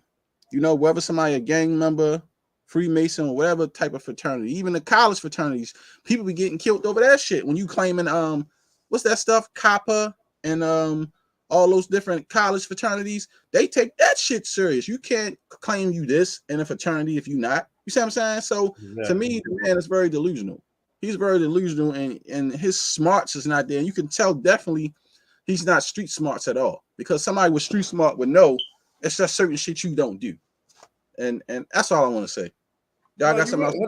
You're 100%, bro. 100%. But you know what this Negro do here? Thank you, right? Just because you put on a damn hat and a leather jacket don't mean what you say you are, right? And sometimes people pick a fight they think they can win, you know. But when the damn big dog really step up, then the goddamn tail get tucked in real deep in the crease of your ass.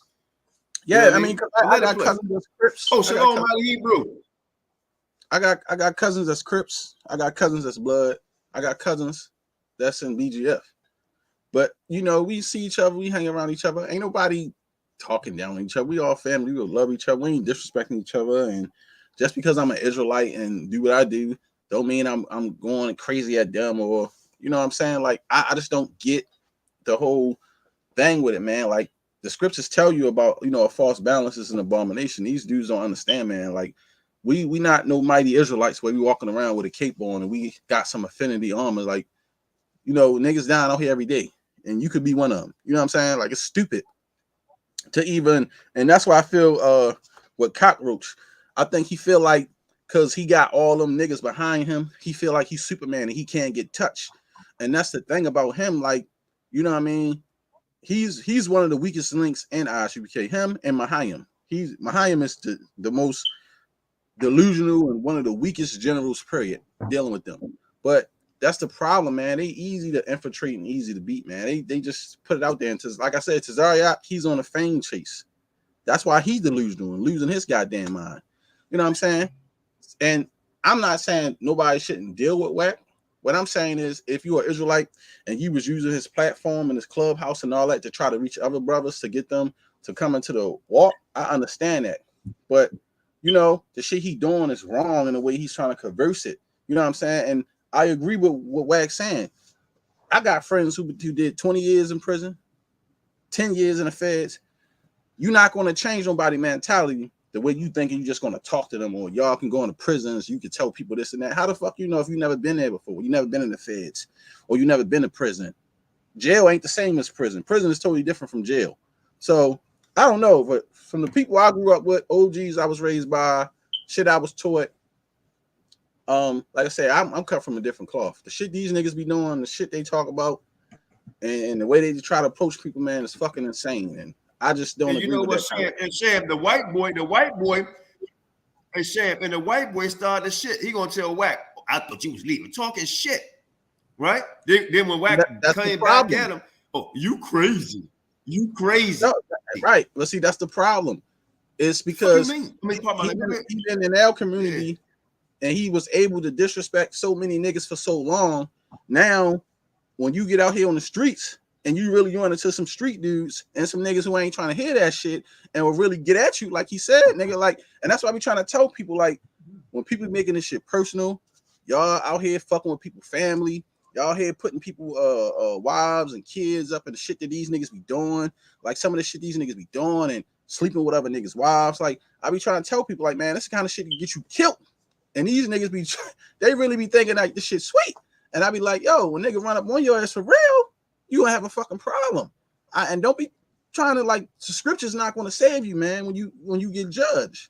And sometimes the Most High will allow you to get what you got coming to you. The scriptures also tell you about watching your mouth, right? And your mouth can be your judgment, right? Or the tongue. But you heard, and you're 100% right. But you heard him tell Black Jesus, watch your effing mouth, right? Always what they talk shit. But who they think they get away with. Black Jesus ain't no killer. You see what I'm saying? You feel me? When you go to prison and you know this nigga done killed 13 niggas, you ain't gonna be in there talking any kind of shit to that nigga because he don't care. That's what he do. He'll put you down and don't give a fuck. You see what I'm saying? But on the streets, and you see a guy like that, because it's the internet, niggas think they just gonna talk to any people any kind of way they want to. You feel me? But now you get dealing with him and where he come from, he ain't trying to have none of that shit. So he from that shit. So he about that shit. So now you gotta deal with somebody what they're about. So if you're not about that kind of behavior, stay the fuck away from the kind of people who are about that behavior, brother. Because you want to end up getting yourself hurt. That's why I try to tell people. If you ain't gonna do it, leave that shit alone. Now, other than that, they can say, well, we did this, it was just entertainment. Sometimes though, this shit ain't really be ain't entertainment. You can't punk everybody. Everybody. Hey, look, do me a favor. Do me a favor, Rick. I'm sorry, Shane. When Saul let her talk a little bit, just like inch up like maybe 4 or 5 seconds, and then because yeah, go ahead, let it play. I got fed up and got tired, and I ended up calling her B. And that's when all you niggas came out and started getting at me saying, why would I call a woman a B? And you just did it to a sister who you thought was ISUPK. That's even worse. You thought that this sister was in the movement. And what if she was? You telling the sister that's in the movement, you calling her a B and all that. That shit is crazy, what? But it was all right. When I did it, it wasn't all right. Y'all niggas are garbage over there. Y'all niggas is corny. Corny ass niggas. You some fucking house niggas over there, man. I wouldn't dare be caught over there again. Never. And nigga, we can eye to eye. You telling us when I did it, it wasn't all right. Y'all niggas are garbage over there. Y'all niggas is corny. Corny ass niggas. You some fucking house niggas over there, man. I wouldn't dare be caught over there again. Never. Slave-minded niggas. Don't talk that shit, nigga. Like that. I was talking to Cat, nigga. I'm in Los Angeles. Crazy, bro. You definitely nigga, get out fuck west you, like nigga. Now what, nigga? And nigga, we can eye to eye, Cat. We can line that up, nigga, on Paru and get down. Hey, fuck all that. Nigga, you a man like I'm a man, nigga. You got a demon on you right now, nigga. Hey, look, bitch, I ain't talking to you. And one of you females address that bitch. Get out. Hey, what we not gonna do is that. Yeah, we ain't gonna tie those Right? bitches. Hey, hold on. Hey, whoever that sister is that's talking, you're gonna have to be quiet. It's Or we straight gonna move. So I have to let me say this real quick too. The way Wack talking is I unfortunately I act the same way because that's how niggas get down in the streets. We don't care. It gets to that point. So the way he going, that man's serious, man. That's how niggas in the streets in Baltimore don't care, man. They get down like that. This is what I mean by street shit. This is why I always say you cannot mix the Israelite community with street culture. This is why I've been constantly saying, and I got to do the video with King Judah about how they use gang shit to infiltrate the Israelite camps. This is the issue. And this is what you get when the scripture says the throne of iniquity shall not have fellowship with the Most High. Whatever you do in the streets, that's your business. Whether you're a gang member, gang banger, whatever set you rep, that's your business. But the problem is when they trying to combine both and they trying to bridge this into the community, this is an issue. That's why I say you got to keep that shit separated. Stop trying to bring gang culture into the Israelite community. This is why brothers is wearing certain colors in their camps. They wearing certain hats that they shouldn't be wearing. You notice we don't wear none of that stuff. We don't wear the baseball caps and certain caps with certain colors and on camera acting like that because that shit is all street shit. Gang members know, gang bangers know what's going on. And that's the problem is they is pushing this shit in the community and it's becoming a real big issue. May I interject, my lord? Shalom, Elder. Most High bless. Yeah, go ahead. Shalom, shalom. I'm celebrating my eldership, but let me talk about gang culture and Israelite culture, like here in Chicago.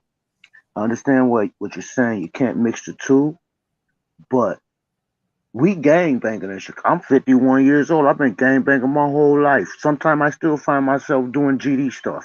You know what I say? I try to cover it up because a lot of GD stuff has to do with some biblical stuff for real. It really goes. He tried to put that in there.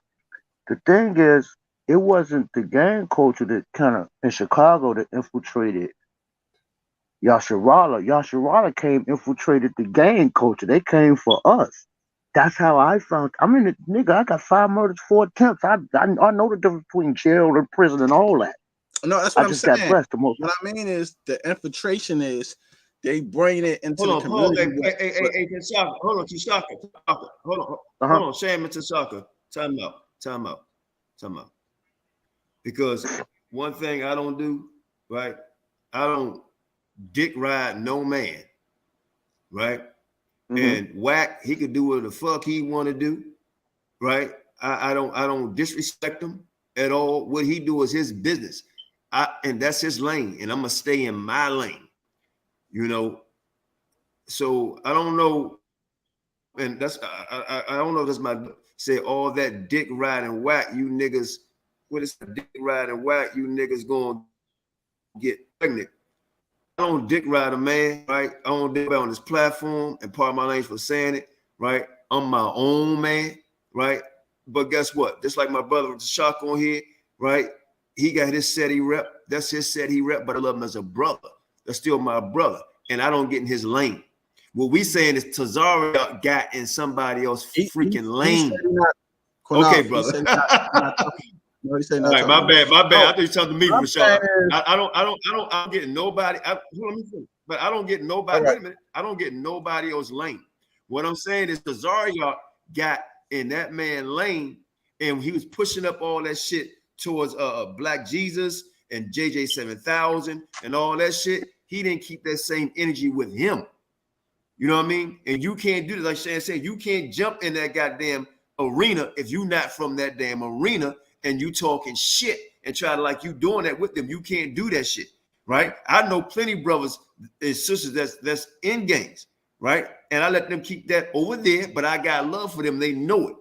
You know what I mean? They know it, and they got love for me. But I'm not going to jump out there like I'm down with it like that, because I know I'm not. You know what I mean? I'm not. But go ahead, Tashak and Shay. My bad, Rashad. I thought you was all. What I was saying was, like, Elder Tashaka was saying, how, you know, you're right, Elder Tashaka, they was coming into the gangs. But what I'm saying is, COINTELPRO used that and infused it, and now it's mixed with the Israelite camps, because years ago you never saw certain behavior out of Israelite camps, and even the younger members that's in the Israelite camps, everything looks more like no more militancy. It's more of a hip hop gang banging camp culture now in Israel. That's what I'm saying. Yeah, that's true. Because I just think this weekend somehow or another, Joel down there in Atlanta, the Sons of Thunder, they didn't open up a fraction of here some type of way. So we communicated with them this weekend, and that was really smooth. But let me tell you what was funny though. GMS. Now I'm in Chicago. Now Halsted Street is like a major thoroughfare from one end of the city to the other end of the city. These cats go into an all-black neighborhood on 103rd and Halsted. Mind you, don't none of these cats look like us. Like it was like white boys mixed with Puerto Ricans, and it might have been some Negro in there somewhere, but they condemning the thing. Do you know them cats? The gangbangers came out there and beat them dudes up, took their cars, and left them there. I'm saying that to say this. Sometimes a lot of us really know we are Sharala. We just can't connect with it because we don't know what it is. A lot of us, I'll use myself. I ain't gonna use everybody. I'll use me. I came into the truth because I knew I was somebody. I really started off as a 7-day Adventist because it made more sense to me. And then I did a lot more research, and then I got deeper. Honestly, it was Hashah out of AOC that his delivery is to me he a gangster. He a gangster Israelite for real. Like that's the type of dude you want to see on the highways and byways. He ain't, to me he don't cut no corners with it. It is what it is. If you want to fight, we're gonna fight. And I'm gonna still teach you the word. If you want to drink, I'm gonna even buy you a drink, but I'm gonna still teach you the word. I'm gonna get you straight. So that's what drew me in. This cat here, Tazaria, I mean, he a good guy. He got some knowledge. The fat boy that he over though, I mean, that's the same dude that said, you can sodomize your woman if you want to, you know. And the other dude, he always playing with the cup, like he finna go do something. He always talking sexual and whatnot. And I'm all over the place, but forgive me. And Black Jesus is my friend, and I be dealing with Black Jesus. They do Black Jesus so dirty. They do Apostle the same way, but Apostle put himself in those positions every now and again. Y'all caught my attention because y'all was thinking the same way that I think.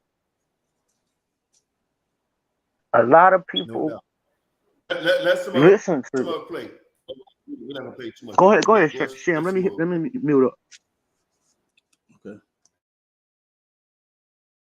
in this bitch. Hey, Diamond. Hey, Diamond. Listen. Hey, Diamond. Nah, right now, but hold right on, now, Cap. Nah, women ain't gonna feel like they can just get I don't even know who that was. Conversation, bro. I agree. I don't even know that fucking lady. I don't know her either. Our women don't do that, so that's not a woman in our organization. Gotta be. But no, it don't. It could just be a woman that don't want to hear you keep interrupting the brother's teaching. That's her and her feelings. That's right. But they're not gonna deal with it on this stage. And in all respect, Wack, you came in here disrupting the whole flow. Nah, he said black, and earlier black was something that right. But earlier you came and told him he couldn't even teach on the subject though, Black. Hey, black was something. Nah, y'all in here jumping on the teeth, my nigga, dropping him to the He came in here. No, he came in here wanting to interrupt and act like he knew something. So you know how I go. The teeth now? I didn't drop him. I didn't even know he got dropped. Him. Hey, Wack. I'm just saying. Nobody. I don't know who dropped him, bro. I don't know who dropped him. We don't play that. But Wack, you came in here, you disrespected Qanath. I didn't disrespect shit. I asked him as a man, since we lost, right? We don't know who we are. Who are you today? That's what I said. We all American. You wanted him. We all got Social Security. Wack, you made it about money. You got Social Security number. I got Social Security number. We all American. So now it's okay. We call ourselves black and we lost whatever. We ain't identified with this other shit. Cool. Then what's up with you today as a man on American soil? But you didn't ask that. You said no. That's what I asked. First, you called him a broke nigga, and then said you made it about money. On that. I think he a 9-to-5 nigga. It don't matter. I work 9 to 5. I work 9 to 5. That ain't got shit. I think he, but listen, what I'm saying is, if he calling me lost, he didn't call you I'm gonna look at him and say, well, nigga, you even more lost because you ain't figured it out. But he didn't call you out lost. the American way, right? He didn't call you lost though. He was answering the brother's question. You put yourself in it. That's real shit, bro. I think y'all whole mission is to convert people, right? And that's cool, right? But what y'all gotta understand is some of us, right? We accept being American, we accept being black. And when you get to telling us like we lost because we identify this, it's disrespectful, homie. Hey, Wack, with all due respect, I don't think none of these niggas been to Israel. I don't think none of these niggas got property or land or home or nothing over there in Israel. So if we lost over here, being who we say we are, then what the fuck are they? Hey, Wack, with all respect. Now, this is where I agree with him at. And why I can't go against what he just said. A lot of these, and this is why I say a lot of the guys in the camps, man, they follow us. They claim to be Hebrew Israelites. They don't want to learn the language. They would never even attempt to even go over to the land. It'll only be a few of them. And the only way they will even go back to the land as if their leaders will go. And it's like they're not leaders of themselves or leaders of men. They're just followers. So to me, like I said, the community is no different from the Christian church, the Muslims, or any other religious organization, man. People are just following who they feel comfortable around and behind, and that's what they constantly doing. You know what I'm saying? That's why I tell everybody, man, be a builder of your own, do your own thing, seek out the Most High to the best of your ability, and don't let no man fool you and the paying somebody tights for respect and thinking that they telling you you're going to get in the kingdom because you were dumb and all that bullshit that they be telling them. All that shit is a goddamn hustle and a scam. So there's no different. It's the same shit with the gang cultures and everybody doing whatever they doing to do to make it. And what they feel comfortable in. But I agree. Cockroach ain't never been no fucking Israel, man. That nigga ain't even on the walls of Egypt. So, and he don't plan on going there. The man used the shit to get some credibility around black people and to marry a black woman. And then he had the damn mixed baby. And it's facts. It's facts. Nobody in the community don't respect that nigga. And they don't even look at him as a brother. He only get respected out of his school. And they know he's not an Israelite. But this is the shit that's going on in the community and why it has not been cleaned up. Y'all wanted to say something before I start playing it again? Nah, Chef, you continue. No, go for it. Go for it. If you ain't want to listen, you could have let the brother just keep teaching. He wasn't talking to you. You didn't have to come I in see here. nobody. Look, bro, Cap, you inserted yourself. I was having a conversation with him. So you know when B's talking, when Will's talking, Latif talking, you know them niggas can I'll give you that. I'll give you that. You know what I'm saying? Peacekeeper. I'll give you that, but I was more so. Man, listen, what I'm saying is this. Y'all gonna be who you gonna be, that's cool. Talk about who you gonna be. Refrain, bro, for like saying the people that identify as this is lost, bro. Because I'm going to take that personal and I'm going to question who you are today. I'm going to question who you are today. Are you lost or you found today, and what you doing with yourself as a man right here on this same soil? Hey, Wack, let me ask you a question. You said we follow the Bible. Now we got to deal with that part as well, where he say they saying that they lost, right? So the scripture says, the Lord said he came for the lost sheep of the house of Israel. The Son of Man has come for that which is lost. Those are lost are the ones who's coming back to the Father, who was lost and now they're found. They know their identity. They know who they are. So everybody ain't going to wake up and everybody ain't going to believe that they're Israelite. That's just prophecy. We all know that all Israel is not going to return. And that's the thing too about even telling everybody, oh, you just lost or you're a lost soul. I don't see what's the purpose of it. And this is why I was saying about even a lot of the street teaching stuff.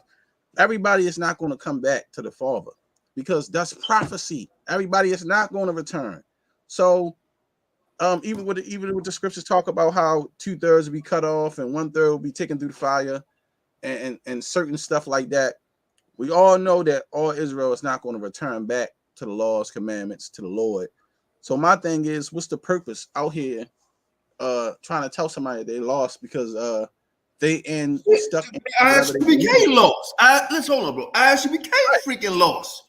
Yeah, because they believe they believe is second under Christ or whatever like that. They lost in that aspect. You know what I'm saying? Believe in that shit. But that's what I'm saying. Everybody is lost out here in some type of way. But like I said, what is the purpose though, Elder Qanath, when you know everybody not going to return? The scriptures tell us that. And even when you deal with the prophecy. Here's the thing. Somebody asked later on in the show, we're not gonna play the whole video. I mean, this video right here, we can easily get it ourselves, but I just like the way he did it. But later on as this thing go on, somebody asked a question. So you know what? Out of everything he knows, he said, what is his purpose other than to try to say he wanted to try to collect souls? Nah, bro, it's deeper than that. It's deeper than that. I was thinking straight cop chasing. I'm gonna be honest with you. And the sad part about this dude Tazariak is that he's very freaking naive, man. I mean, he's very naive at his age, bro. It's about recruiting people so they can get paid more money. Just like any other organization, the more members you got, the more tights you can collect. Because if it wasn't about that, then why do you have government funding and 501c3, a tax write-off, and you making money like that? That's what I say. What you need that for if it's not about but also, money? Sham, Wax said, he said this to him, right? He said, bro, man, I don't agree with everything Wax say either, but he said this, he said, man, you got people in your organization, they could be agents. He said, we ain't seen none. Please, if an agent coming out in our set, we'll flip them. I'm like, are you freaking kidding me? No, he just said if an agent come in his set, he can flip him. But what this dude don't know, people in his own set have reached out to us. Exactly. Talk about ISBK. Am I lying, Sham? Nope. You ain't lying. Talking about what no brotherhood, is all the front. Talking about how they the captains get paid the check and they don't do nothing for the soldiers and the troopers and people under them and the generals all get a check, and there's a whole lot of bullshit going on in their school, man. A whole lot of fucking fronting. You know what I mean? And that's why I be trying to tell people, like, y'all gotta watch the shit that be going on. They emailed us, you know, in this Israelite shit, man. These dudes out here trying to get paid off of people, man, and living off of other people. They ain't out here really, you know, sincerely trying to help nobody, man. They're about getting money. So if you trying to convert somebody into what you believe, and run my Qanath, I brought this out before, and a lot of our videos, if y'all don't know, it got flagged by YouTube and I believe ISBK because we brought out a lot of factual stuff on how they was converting and I was telling you how to convert fiends or junkies, and then get them and put them in these drug programs and say, see what we did for you, and this is what the Lord do, and had them convincing them to thinking that ISUBK did all this stuff for them and shit like that, and trying to get loyalty out of them, and then they paying them tights. And it's just like a person that's a junkie that's on dope, crack, or whatever the hell that need help. You get that same shit through government program. Get yourself together, get your life together, start working, and get back to living. They get you and put you in the school and have you having your whole, adapting your whole life to them, and then saying, yeah, see, the Lord did this through the spirit of Yohana and ISUBK. That's witchcraft. That's sorcery. And that's the shit they do. That's why they go and get them junkies, and they go up into the prisons and get the people that got low self-esteem and, oh, I'm raising this guy up. You ain't raising a motherfucking thing up. The Most High said he'll take a guy that's out the gutter and set him amongst kings. But he ran. Dude, Wack was the dude Wack was the truth on that nigga, man, straight up. But look, let's let Prince here, because I know it's late over there where you at. Most High bless. What's going on? Shalom Bahashim Yahweh HaKodesh Yisrael, giving all praise and honor to Yahweh, the supreme intellect of the universe. Giving all praise and honor to Yahweh, the power of the Miskak and Yaakov. What's going on with FOPE? How y'all feeling today? Hey, shalom. Most High bless, Prince. Shalom. Ain't nothing, but it's 7:55 a.m. I just want to make a couple of comments. First comment is I watched the WAC 100 Captain Tazaria situation, right? And WAC 100 did make a couple of key points that I just wanted to expound on that wasn't made mention by Captain Tazaria. And that was the presence of the African Hebrew Israelites in Dimona and throughout Israel.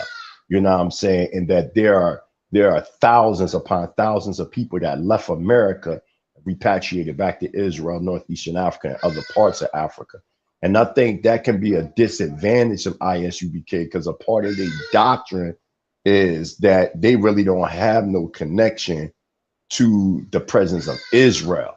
Because when WAC 100 was saying, well, if y'all Israelites, why y'all ain't got no property over there? Why y'all ain't got this? Why y'all ain't got that? Not telling this man, like, yo, we have Israelite communities in Israel. So that got to be made clear. And this is where the advantage would come with Israelites that want to remain in the States, with the Israelites that, like myself and others, that repatriated back. Phrases / Genesis chapter 15, verse 18. It is imperative for the Israelites in the States to stay in constant contact with the Israelites in Africa. You know what I mean? So when these type of discussions come up, that can be brought up, because the way it was presented as if Israelites aren't even in the land. You know what I mean? It was as if they're just in America and they don't have no stay or no claim in the land of Israel. And that becomes a major problem. Also, the brother that made mention saying he wasn't expounding on Zaquin Qanath, but on me. Why? Because I said that WAC 100 and the communist is shot caller he is.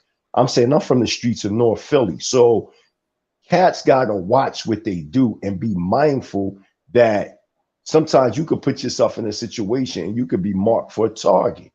You know what I'm saying? Like, cats don't even be understanding the geopolitics of a lot of these gangs in different parts of the United States. The reason why I'm privileged, because I was one of the first Israelites to go amongst a lot of these different gangs and build with them. There's certain things you can say, certain things you can't say. You know what I'm saying? And everybody know what WAC 100 about. Anybody that watch WAC 100, he's a very controversial man. And that's just the reality of the situation. And when you put yourself in a situation, certain things can transpire that you may not even have no control of, especially if you're not a street-minded person and you ain't from the street. You don't know. I did prison time, federal time, and state time. So we know what it is to be on the street and what it is to be in these prisons. Like, there's a whole different subculture involved when you're dealing with these Bloods, these Crips, these Neanthers, these Vice Lords, GDs, whatever you may have. You got to understand your boundaries. Just like on their side, they understand their boundaries. And it can be very dangerous, and it is very dangerous to infiltrate these gangs. And you can see this heavy with the Sakari camp. You know, they changed the whole paradigm from the original elders and what was brought forth to our people and how to connect with our brothers and sisters. Our elders, they would never try to be like gang members. And a lot of these, what's happening, you see in they're infiltrating the gangs, but in turn, they're being immersed in the gangs at the same time.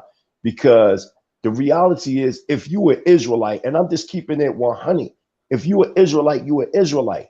You know what I mean? It ain't no, I'm an Israelite and I'm this and I'm that. You either Israelite or you not. You know what I mean? Because you can't serve two masters. And that's the thing that cats don't want to express. A lot of them gangs not only was infiltrated by the United States government, but they also played a role in the destruction of our people throughout all the so-called ghettos throughout the United States. And we got to stop playing these games. And I was listening to Captain Cesaria, and I'm just saying, like, you know, there was a different form of respect that he had for WAC 100 verse, you know, when he would talk to people in the Black conscious community and even in the Hebrew Israelite community. Like, why is it that you can respect this man? And I'm not, you know, much respect to Captain Cesaria, like, that's our brother. But my question is, why do you have this respect for this man? But when it comes to our elder, like Elder Qanath, it's like there's a different form of respect. You know what I mean? Or if you're talking to an Israelite, it's a different form of respect if they're not a part of ISUBK. Sarnetta was right. A lot of them guys that's on, it's because he got connections, Mighty Hebrew. He could put him in places and in front of people that other people can't. Because he, like I said, I believe he's trying to get famous. And that's what I see from the shit. Because it's like anytime he got an opportunity to meet somebody who higher up, or they, you know, people keep talking about how he was trying to get interviewed on the Breakfast Club, like Umar. He's trying to be a celebrity, like in the conscious community, like Polite Umar, and them, like, right. That's what I'm saying. Right. And I definitely understand that. But I just wanted to let the brother know in the audience, I don't even know WAC 100. It ain't about dick riding or anything. I don't dick ride no man. So let's make that clear. I just know the street. I know the street. And when you put yourself in a situation, you can be targeted. You can be targeted and don't even know that you marking yourself just by certain conversations. Well, I mean, I don't follow the Quran, but there's certain truth in the Quran. And one of the truths in the Quran, it lets you know there's two things to guard, least to get you killed: your private part and your mouth. And that's a true statement. Your mouth can either get you killed or your private part can get you killed. And that's what Shant was saying earlier in this conversation, that people, they cannot mix street with Israelite. You know what I'm saying? And if you are, you got to be from the street. You will never have there's only one successful organization I've seen that was working with gangs, and they were known as Israelite Stones. The one that was a mentor to Jeff Ford of the El Rukas. Baby. I was in the comments. What happened? What happened, the crybaby ISUBK clowns in the comments. The one West sucker. I mean, what you do is go bend over and let your honey bear, your Hana, sodomize you like he tell you to do your wife, and you pay him while you doing it. Make sure you keep giving him good tights to him too while he rubbing his tongue. Crazy shot, clown ass nigga. But getting back to what I'm saying, niggas broke anyway, paying another man and believing in him that he telling you gonna get to the kingdom. You exactly what the scriptures say. I know the scriptures say don't call a man a fool, but that's exactly what majority of you niggas is in ISUBK. Fucking fools. Yeah. So the boy Nasi Yak or Yaakov, you know, is the one that taught Jeff Ford, and then later on he created the El Rukas, and they were known in Chicago as Israelite Stones. Now that was a geopolitical move, but this right here is more or less clout chasing, social media. You seeing Sakari, GMS, others emerging these gangs in, and then at the same time they're immersing themselves in gang mentality. Even when you look at a lot of Sakari new rap videos, you think you're watching a gang video. That's how deep they thinking they infiltrating the gangs. but because there's so many gang members and it's a subculture over there in the West Coast that they're being immersed in gangs and they don't even dig it. And then you got to worry about the narcos and the feds and the CIA and the Mossad and all these different people watching over us. And then you really become a target to infiltrate the Israelites as a whole. You know what I'm saying? So we got to be very careful. And last thing I want to speak of is them cops that I'm just trying to get anything out the way because I got to go. But them 5 cops that murdered our brother. Now, watch what they do. All them white cops been running around here murdering our people. They either get a slap on the wrist, you know, they may get suspended with pay, or they don't even go to jail. Or if it's a major outroar, then they'll do something like the George Floyd here and there. But notice how they immediately fired these black cops, immediately. And now they're going to use them as an example. But why you ain't do this when it came to, and may the brother rest in completeness. Let me make that clear and let the family know that we have y'all in deep prayer. But at the same time, we don't want to be blindsided by how these people are playing. You want to, you know, do all this to the black police officers. You want to immediately fire them. You want to immediately charge them for second-degree murder, immediately take them to trial. Well, why y'all do that to them white folks that been running around killing our people every day and all day and still murdering them, and you ain't say shit about it? Aunt West was correct with his statement when they was talking about it on the panel 10 or 11 hours ago on Sinetta. Like, yeah, they wanted, and justice should be served, but that's not be blind, Israel, as if that is justice. It would have been justice when they would have served all them crackers that was murdering our people, and they got the same type of treatment as they doing these brothers right here. So that's just make that clear. It ain't really no justice. It's basically killing 2 birds with 1 stone. That's all it is. Bang. The black man, they killed him. So now we gonna kill them. But if it was 5 white cops, like how they beat damn near to death Rodney King, and they all got acquitted, and then they got Rodney King. And look how they do. Our people are ignorant, man. They go get Rodney King's daughter, knowing when that happened to Rodney King in 1991. His daughter at the time was 7 years old. So now she a grown woman. They got her in front of the screen watching the boy Tyree get murdered by 5 black cops. And she like, oh, this is the same thing. And she's crying. Notice what they're doing. See how they use our people to destroy. Why they didn't use her when they had George Floyd pinned down with a knee to the neck? Why they ain't use that as an example? Yeah, but go ahead, Shawshank. No, I wanted to say that you're right. And I think this is really an act of the Most High to show them that they would never be accepted as them. And they always will still be treated like a nigga. Like the scriptures tell you that you can't never lose your niggerness. That's the problem, man. How people get up in these agencies and these other societies and these fraternities, and they trying to be like the heathens in the other nations. And it's like now the Most High going to show them whether you got on that blue or not. You can never lose your niggerness. So to me, I see is an example to show them that, and other black police that. Now you're going to have to look at it like, listen, either you're going to be for your own or you're going to be against your own. But whether you for us or not, this is the result that you're going to get. So now black police think twice about it. Like, man, I ain't doing this shit, because even if I help them, I'm going down. And if I don't do it, I'm going to still go down. It's a double-edged sword. You're going to lose. So to me, like I said, the worst thing you can be is a traitor to your own race, because you can't come back to us once you cross the line. And that's the worst thing you could be, a traitor to your own race. Stick with your people no matter what. Fuck the job. Fuck losing the money or whatever like that. Once you lose your people, you ain't got nobody who want to help you. Ain't nobody gonna stand up for no coon or no house Negro.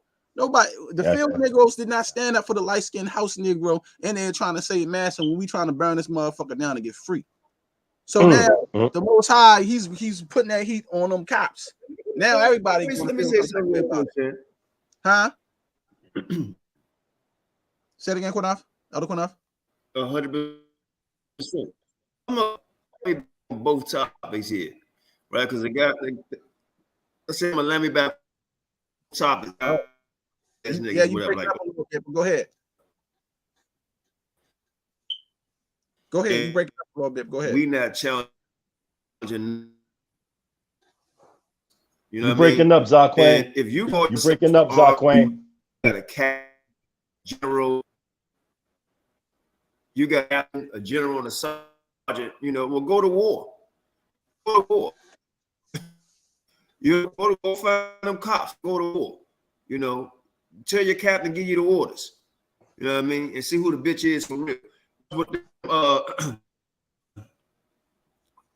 I don't even call them cops, man. But I feel what you're saying, Prince. You know, they judge them real fast. You know, unfortunate. You know, but at the end of the day, I'm glad they are because people like that ain't my brother. That's right. Brutally, this killed that man like that. He ain't our brother. They not our brothers. You know. Facts. But good, I fall back. I'm bringing it back. Y'all go ahead. Yeah, and I think the song y'all should play when y'all in this is Black Cop. CKRS-One already seen this, what, 35 years ago? Something like that when that came out, over 30 years ago. And what do you say, 30 years ago, there were no black cops. You couldn't even drive around the block. Recently, police came back, cop, to stand on the corner and take gunshot. So we see this all resonating. So you right though, Elder, you know, they not our brothers and they deserve everything they get. But at the same time, I just want the people to be mindful that that's murdering two birds with one stone. And our people need to learn from this. And as Shah Shem said, they don't give a fuck about us. You think because you in a fraternal order or you got a good job and you can have sex with masses, woman, and you got cell phones and cars. You think you on equal ground, but you're not. But my objective come on today is to let the people know there are Israelites in Israel. Stop hiding that. Stop, because it weakens us to not let people know that. And I'm sitting there and I'm watching, I'm like, yo, Cap, why you don't tell them about the Israelites in Dimona? Why you don't tell them that they got communities and property and all that over there? Why you ain't telling them that? Why you got this? They don't respect them, and they don't feel like because they didn't do it, and they feel like, oh, it ain't of the Lord because Johanna ain't go over there and did this, or he ain't set this up. You know what I mean? And look, even IUIC is in Africa. Listen, I was over in Kenya, right, last week in Nairobi. Yo, IUIC, they deep over here in Africa. In Nairobi, Kenya, man, that's probably like literally like FOPE be over there next month, Prince Holler. Yeah. I can't wait until you get over. Oh, what's your name? It's coming to my house in a few days. Elder Raphael? Is that his name? The elder with the R, Raphael. Y'all know him. The old head with the salt and pepper beard. Yeah, him. Yeah, he's in Kenya right now, so he's probably like 48 minutes from me. So he'll be over here, gonna spend a couple of days. I'm gonna let him stay in the guest house. Yep. But he'll be here with me for the weekend. But like I said, I was over there at IUIC. It might be 400 or 500 of them. They deep. That's just in Nairobi. My whole point is, what is this hide and seek thing? Like, tell that man, you know, if you on the platform, tell that man. Another thing that Wax said that was true. I noticed, I understand Tazarat was distinguishing the difference from ISUBK and other Israelites, but that's not how the world view things. Look how Wack went. He was like, but that's still your Hebrew Israelite, brother. Yeah, I know that, but they're not affiliated with our organization. People not looking at it like that. When they talk about the Hebrew Israelites, the world, they're not saying, oh, they Hebrew Israelites, sovereign nationals. They African Hebrew Israelites. He talking about all Israelites. It don't matter because it's this image. I'm telling you, and I've been saying that One West, besides F.O.P.E, who's not a part of One West anymore. Well, originally wasn't even a part of it from its except Later on, y'all know your own history. But my thing is, One West is still putting that stigma out there that before them there were no Israelites, and there are no Israelites besides One West. That's because when they have these discussions, they don't bring up that there are other Israelite communities, and that is a major problem. I stand for all Israel. I don't care which school you in, what camp you, because at the end of the day, the Southern Poverty Law, they not looking at me saying, yeah, he the founder of Hebrew Israelite sovereign nationalism. Then he's in Africa. Don't fuck with him, but we gonna fuck with GMS. I'm just using that as an example. No, they're gonna say, no, they all labeling themselves as Israelite, so we gonna kill them all. And y'all gotta get out of that mentality that your camp is the only camp with all the truth. Like, all of us got a piece. The only one that got all the truth is the Most High. That's it. You run around here like you got the full-fledged truth. Nobody can tell y'all nothing. And because of that, look at what y'all involving yourselves in. So, give a shout out to the Cap for trying, but that place over there in Clubhouse, that ain't our lane, man. That is not our lane. Why you think I ain't been over there yet? You know how many people been trying to get me to go over Clubhouse? I'm not going over there with them crazy people. Man, I'm never going on that joint, man. Think about this too. Why every new type of social media link come out, have you noticed all the Israelites got to run and try to jump on that type of clout? And I'm like, why is everybody trying to get clout off of all these different social media platforms? And now they want to talk to all these famous people and do all this extra shit. And I'm like, yo, first of all, we need to separate ourselves from all this stuff. Like I said, what I see is they bridging the community and trying to use our community with this community and that community. And now this shit is getting outrageous. And yeah, everybody know about the Israelites from all the notoriety with Kyrie and Amari Stoudemire. But how much stuff do we need to be into dealing with these people this close? Like, really going into the gang stuff and going into, no, man, this shit is a little too much now. And it's just, I don't think it's a good idea. Because listen, every Crip and Blood that's on the corner doing what they doing, flagged up or doing whatever you're doing, they not trying to hear the godly stuff that you bring. Especially a lot of these young kids, man, they don't care about nothing about no Bible, and it ain't for them. You see what I'm saying? Even if you trying to get their mind, they caring about, selling drugs, banging, money, and sexing. That's their life. So you know what I'm saying? If they not ready, it's not going to happen. So, and I feel like another thing is what One West doing, man.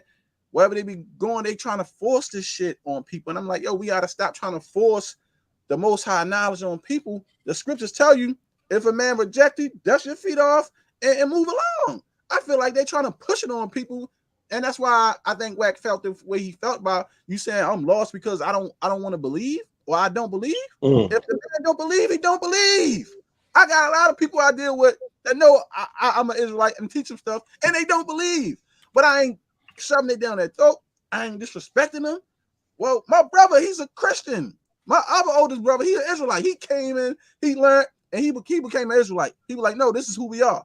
But my oldest brother refused the knowledge. He refused it. I done had my elder Qanath talk to him.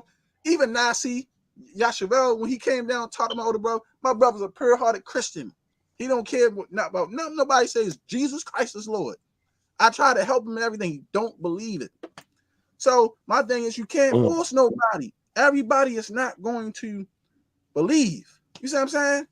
And I feel that's what One West do, man. They trying to force everybody to believe. Everybody was not meant to come back to the Father. Shalom, Gab. God bless. All right, shalom, FOPE. I'm gonna leave y'all now. I love y'all, Elder Qanath, and shalom to Brother Gad too. I'm leaving y'all now. Shalom. Elder Qanath, I sent in your WhatsApp my new single. It's a Mad World for my up and coming third album, War Cloud. If you could send that to Shah Shant, maybe y'all can play that. It's already been played on Killer Priest Podcast, True Flicks Network, Jeremiah Judah joint, Lions Den. If y'all can play it, I'll be grateful. Hallelujah. Qanath, no problem. I send it to you, Elder Qanath, in your WhatsApp, so you can send it to Shah Shant. Can you hear me, Elder Qanath? I call him. He might have stepped. Oh, there you go. Yeah, I'm seeing. I send it to you. Send me a WhatsApp. Yeah, it's in your WhatsApp. Okay, then. All right, now I'm listening. I'm listening, y'all. Shalom, shalom. Shalom. Can you send it to Shashan? Put it in the back room. Put it in the back room. I can't. Put it I in the can't. back. If Shashan can send me his, do you got WhatsApp, Shashan? Yeah. Can you send me your phone number real quick in the messenger so I can send it to your WhatsApp? Okay, I got you. All right, do that now. Okay, thank you. All right, shalom. Go ahead, Gad. Yeah, man. First and foremost, salute and shalom to FOPE Israelites, and Jake, of course, Elder Qanath, Sham, always pleasure, as well as Jonathan Taylor.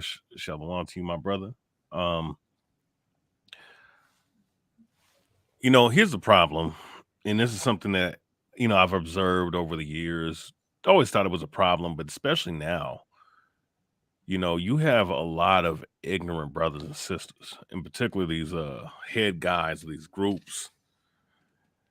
And you have, you know, this shit with like what, and I'm just touching on specifically what Sharshan was saying.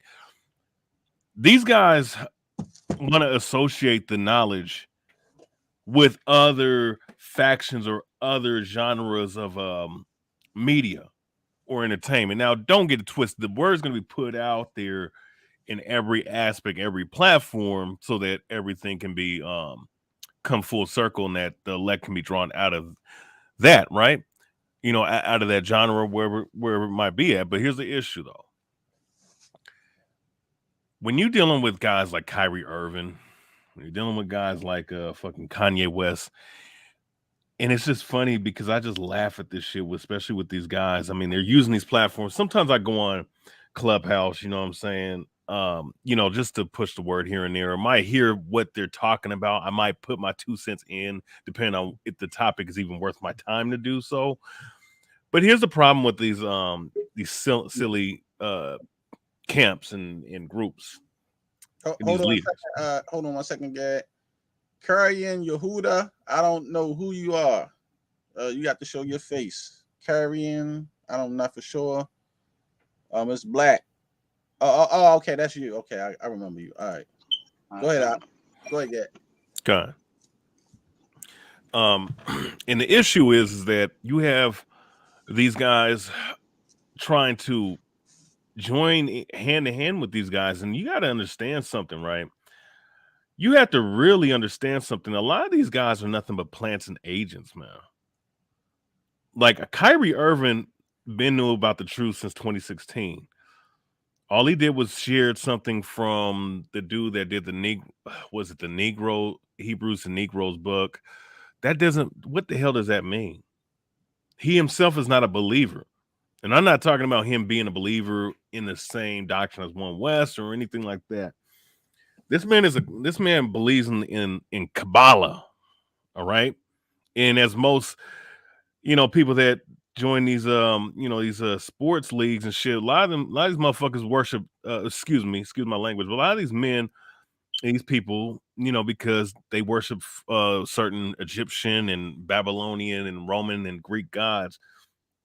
They worship, you know, these false gods like Saturn and Amun-Ra and whatnot. This man is all over the place. And if you notice, a lot of the things that he's been doing over the years have been nothing but racialistic type psyops. Kanye West is the same character. You're going on platforms trying to talk to this man. This man, I mean, if you can't tell that man is under some kind of form of mind control, and not only under mind control, the man said he sacrificed his mother to the industry. He has said a lot of things. And it's like Israel, because they're idolatrous and they're starstruck, and they want other people to be starstruck. And speaking of One West camp specifically, want to be starstruck, and not only starstruck, but want to be idolatrous as they are. Because they want to, like Sharshin, the brother Sharshin was talking about, trying to draw in clout. Even though the funny thing is, when they talk about guys like myself or FOPE or many other people, all they say is, "Oh, you're clout chasing. off of my name, even though nobody knows who you are. You don't have no net worth, and you're nothing in the society. But you yourselves are doing the same thing, but you're doing it with individuals who mean you no good. Like you going on like ISUBK, just for an example, trying to use this guy to talk to him. Whatnot. This man is under my control, and the man he himself is in the occult, man. All right, or at least he's a part of it, because he's to assimilate the claim that he's the claim or the fame and the amount of money and the amount of fame that he has. You gotta do rituals, man. But we know about the secret Israelite Freemasons in our community, though, Gad. So we know they down with it. They got a different language that me and you not talking. Now, listen, we know we Masons, but what I mean by that is we're Masons for us temple workers and builders for us during the time of Solomon. The Israelites are Masons. We was carpenters, builders. We built the nation. I feel I'm a Mason because I'm a builder. I'm not a Freemason. That's what I'm free builder. I ain't got nothing to do with Freemasonry. That's on the left-hand side. That has nothing to do with Solomon. But us as Israelites, we are really Masons because we are the builders. So I do consider myself a Mason, but I'm not a Freemason that's dealing into the order that has nothing to do with what the Most High gave to King Solomon and what our people was building for us in Israel. That's the difference. The shit they doing got nothing to do with Israel. Nothing at all. And it's really everything that they do is contrary. It's kind of like, because the Most High said he made things in two, like in Job in 11 and 6. You know, as far as us, we're trying to build a nation. We're trying to do everything, because that's what a Mason is. A Freemason a Freemason is a free chance to speak to anything. Anything. Qanath, I didn't hear you. Oh, go. My bad. No, you good. What you say, Qanath? I didn't hear you. Go ahead, Gad. I don't know. He was trying to say something. You know, Qanath. Go ahead. Yeah, but as far as Freemasonry, which a lot of these guys hold on. Oh, yeah. Go ahead, Qanath. This is internet. I'll call him. Well, go ahead, Gad.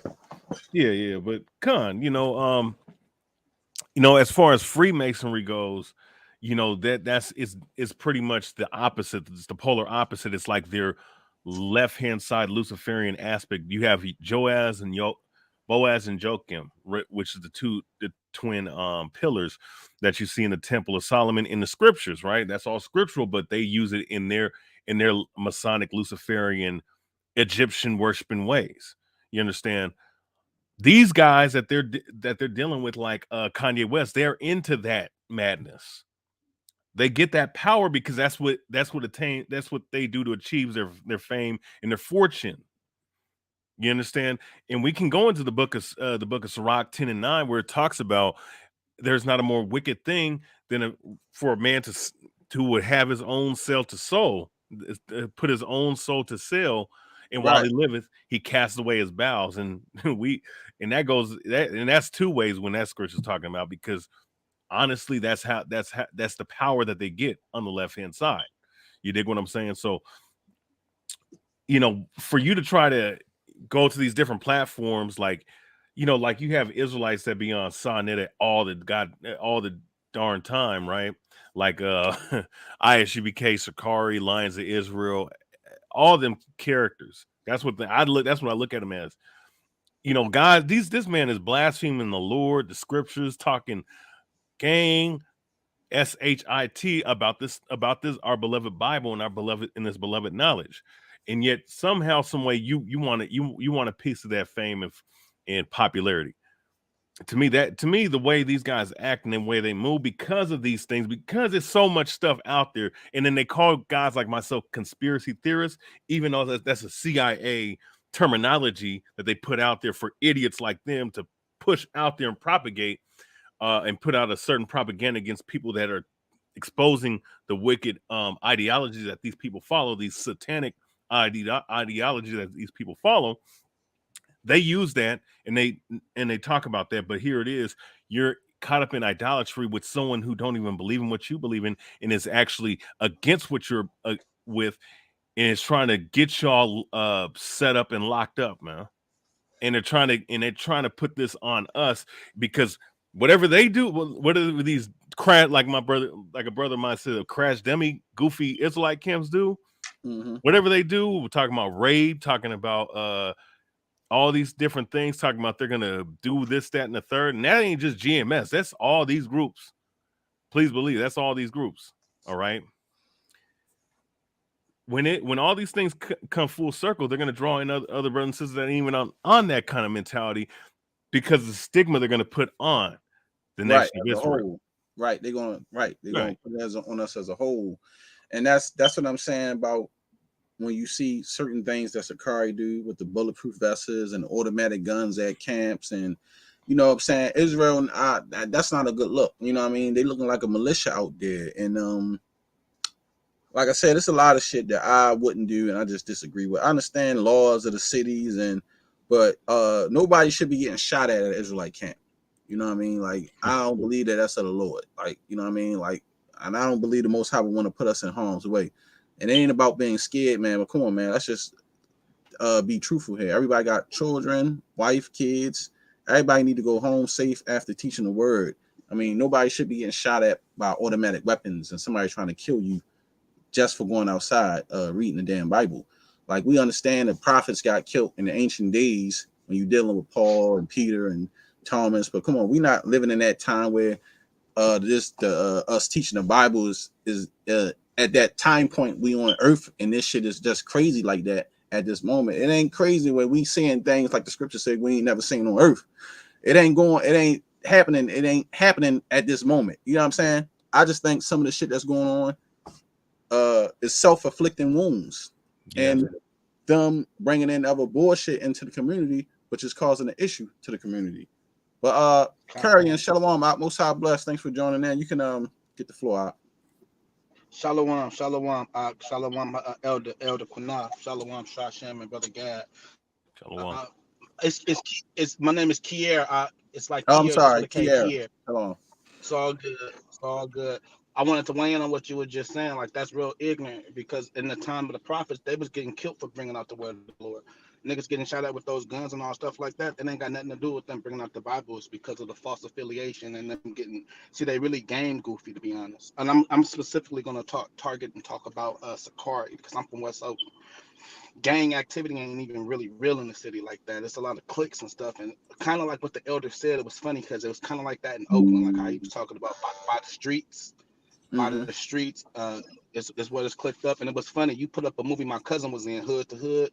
If you go back to when they was in Oakland on Market Street, it's gonna be a cat. It's my older cousin named Eddie, and they said Ed Lover. Yep, on Hood to Hood. And when we go to the West Oakland Park, when they be on Market Street, my granny house was like 6 houses down from what I was shot at. But anyway, targeting like the weak and feeble-minded. If you go into the book of Thessalonians chapter 5, it talk about we have to be slow and patient with those type of people who don't know, necessarily don't know the word, let alone their heritage on who they are. So when you go to a recruiting ground and try to go get the lost, right? And I agree wholeheartedly when y'all be saying you can't mix this street life or street culture and being an Israelite. I heard somebody bring out the Southern Poverty Law Center. That's what they're going to market us as. They're going to say Israelites as gangsters, killers, and thugs, and all that type of stuff, right? Which is fine, because when in real talk, the Messiah say that if you are persecuted for my name's sake, so those who are truly genuine and really are practicing as being Israel, you're going to be persecuted for his name's sake. So it say be glad. I just was reading that yesterday with a brother on the Shabbat. I was like, because I don't be doing that. I normally meet that energy with that part you just said, but you got these guys claiming that they've been persecuted and we're shot at because we're the prophets and all that bullshit. That's what I'm saying that I disagree with, because I know for a fact that that's not true, nigga. You just a nigga with fringes on and you out there doing some dumb shit, and this is why you getting shot at. It ain't because you're a goddamn prophet. And that's what they use, the word, to try to manipulate people to say, see. And my thing is, if you really feel that way, why you got to keep putting this kind of shit on the internet? So, hey, we out here teaching, we got vessels on, and we getting shot at. Why you got to do that to show people that then? If you really a prophet, be one. But you shouldn't have to go on the internet to show people. See, I was shot at, and because I'm really doing the work. To me, nah, man, that's some baloney shit. I just think it's like you said, it is baloney. It's fake. I mean, come on, like real. Everybody that know real street activity, you don't want nothing to be on no camera. No, you ain't supposed to want none of that being recorded and all that. This generation of clout is real sad. You know what I'm saying? And it's for me. One thing that bothered me, I remember I pressed Deacon about this when he pulled up to the city. I was like, why don't I never come to Oakland where the niggas at? And the reason why I say niggas is not because my vernacular is I'm ignorant or anything. I literally mean where the black folk at, where true Israel at. They'll go to the city where you feel me, like where it's it's a melting pot. It's the harlot. So you're gonna get the faggots, the white people, Mexican, Asian, everybody over there. We're predominantly Richmond. I'm from the Bay Area, so like I'm talking about where all black people be at, from Vallejo, Richmond, Oakland, and certain parts of Berkeley. They don't really. I've never seen them no camps like that. All praise to the brother that was over there in Africa. I seen another thing that they try to deny is our brothers are Akim that are over in Africa that escaped persecution from 70 AD, and they still over in Africa. Everybody didn't get took on them boats. The scriptures say that Judah will be dispersed. That's why he said, I'm gonna raise the tents of Judah first. Most of them, the so-called northern kingdom. I would also like to say the word northern and southern is not in the Bible, so I don't know where they be getting all that from. But the so-called northern kingdom is still in Africa today. Our people are still over there, right? So it's like the lies that they tell. I be telling people all the time, watch their fruits. I don't care how eloquent they speak and how well versed in the scripture they are. Remember, Satan is very well versed in the scripture. Satan is the ultimate deceiver. And when you stand on a lie, it don't matter. You automatically left hand. That chart is satanic. If you go back in history even further than that, when the year 2000, when the Messiah didn't come back as they was preaching, the book of Deuteronomy tells us that those people, those false prophets are to be put to death. Why are they still building up them camps in the first place? You go to Revelation 20 and say that Satan's at the head of these camps. I understand a lot when I look at the gang culture that they try to present because they want to specifically go after a certain demographic. I remember seeing not too long ago, they was trying to even market themselves to the daughters of Zion and saying that it was like a little post I seen, I believe Gorilla Hebrew had posted. It was like, we them hood niggas. We them ones that know the word, and we them niggas that y'all been looking for. Them hood niggas is them Israelites. That's who y'all need to be looking for or checking for. And then you see they fruits, they literally got strippers at Passover. So it's like when you pay attention to people's fruits, as the scripture tells us to, the scriptures say, blessed are the peacemakers. The Messiah said that, for they should be called the children of the Most High. How come they're not promoting that? Why you want to be outside talking about we getting shot at? So are you telling me when y'all go pull up to camp, y'all gonna have it on y'all too? Because the scripture said we can't be stupid. It said we have to be wise. It says cutting the serpents and gentle as doves. So are you gonna pull up the camp with choppers and stuff, ready for it? I remember when Gorilla Hebrew ran from gunshots before. So it's like the things that you guys are trying to market and try to portray yourselves as, people like myself who really come from the streets, you don't want to glorify that. Once you get to my age, like I'm 35 years old. I don't give a fuck about none of that street. I'm raising up my family, Salakia, for my I just turned 38. Actually, today is my daughter's birthday now. She just turned 6, but I just turned 38 years old, January 28th. All praise to the Heavenly Father. That shit, man. I appreciate the Most High letting me live, because people talking about, I thought we ain't supposed to celebrate birthdays. I ain't celebrate my birthday because I acknowledge my birthday and acknowledge that the Most High gave me another year on this planet. Like, you know how many times people try to take me out and getting shot and shit like that? I thank the Most High for letting me see 38. Didn't think I was going to live this long. So I'm not somebody on here just celebrate my birthday and I got to party and idolize myself. No, the thing is that you got too many fake Israelites in this community, man. They over righteous. And it's like you can't do nothing. And like you just said, how they got strippers at the Passover, these dudes can do any kind of shit that they do, and brothers would justify that. But just because you appreciate the Most High for letting you live another day, a year on this earth, walking in the surface world, people got something negative to say. And that's why I just don't get into all that stuff, man, because it's like, you're right, though. It's a lot of fake guys out here, man, in this community. Be not over righteous. And I'm not, man. I'm human. None of us are perfect, brother, or walking this walk perfect. Everything I do, that's why I tell, like the scripture says, do as they say, but not as they do. That's the same with me. I do what I can do to the best of my ability, but I'm not no over righteous Negro that's gonna be sitting here fronting and act like I'm more holier than thou. I'm sorry, I'm just not like that. But go ahead. All praise to the Heavenly Father. Again, like remember, a day shouldn't excel another day. In the book of Sirach 14:14 talk about don't defraud the good day. So if you giving credence to the Heavenly Father because of the day that you was born on, ain't nothing wrong with that. People need to understand that one day don't excel another one. Now I know our people are lost in celebrating the birthdays, and that's pagan. You know what I'm saying, and all that. Because think about the vanity that comes when people celebrate their birthdays. I don't believe in it. Our people don't. Our people are not supposed to. Well, in the Bible, there's no evidence of our people taking part. The closest thing, and I want to press this on the conscience of Israel because I never hear nobody bring this out. When you go back into the story of Joseph, it's discovered on Pharaoh's birthday his gift because there was a man that he was imprisoned with, and one man he told him to tell the Pharaoh of his gift. He was allowed to live, and he told the Pharaoh on his birthday about Joseph's gift. That set up Joseph going to meet the Pharaoh and telling him about interpreting his dream and getting him put second place in all of Egypt.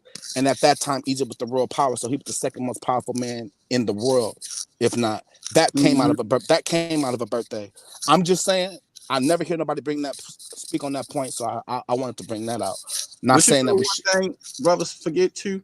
They don't seem to forget that it's not like we ain't supposed to count our years. We do. The scriptures even talk about how Abraham, he was this many years, scores old. Like it tell you, or Isaac was this many years old. So I'm not supposed to count how old am I?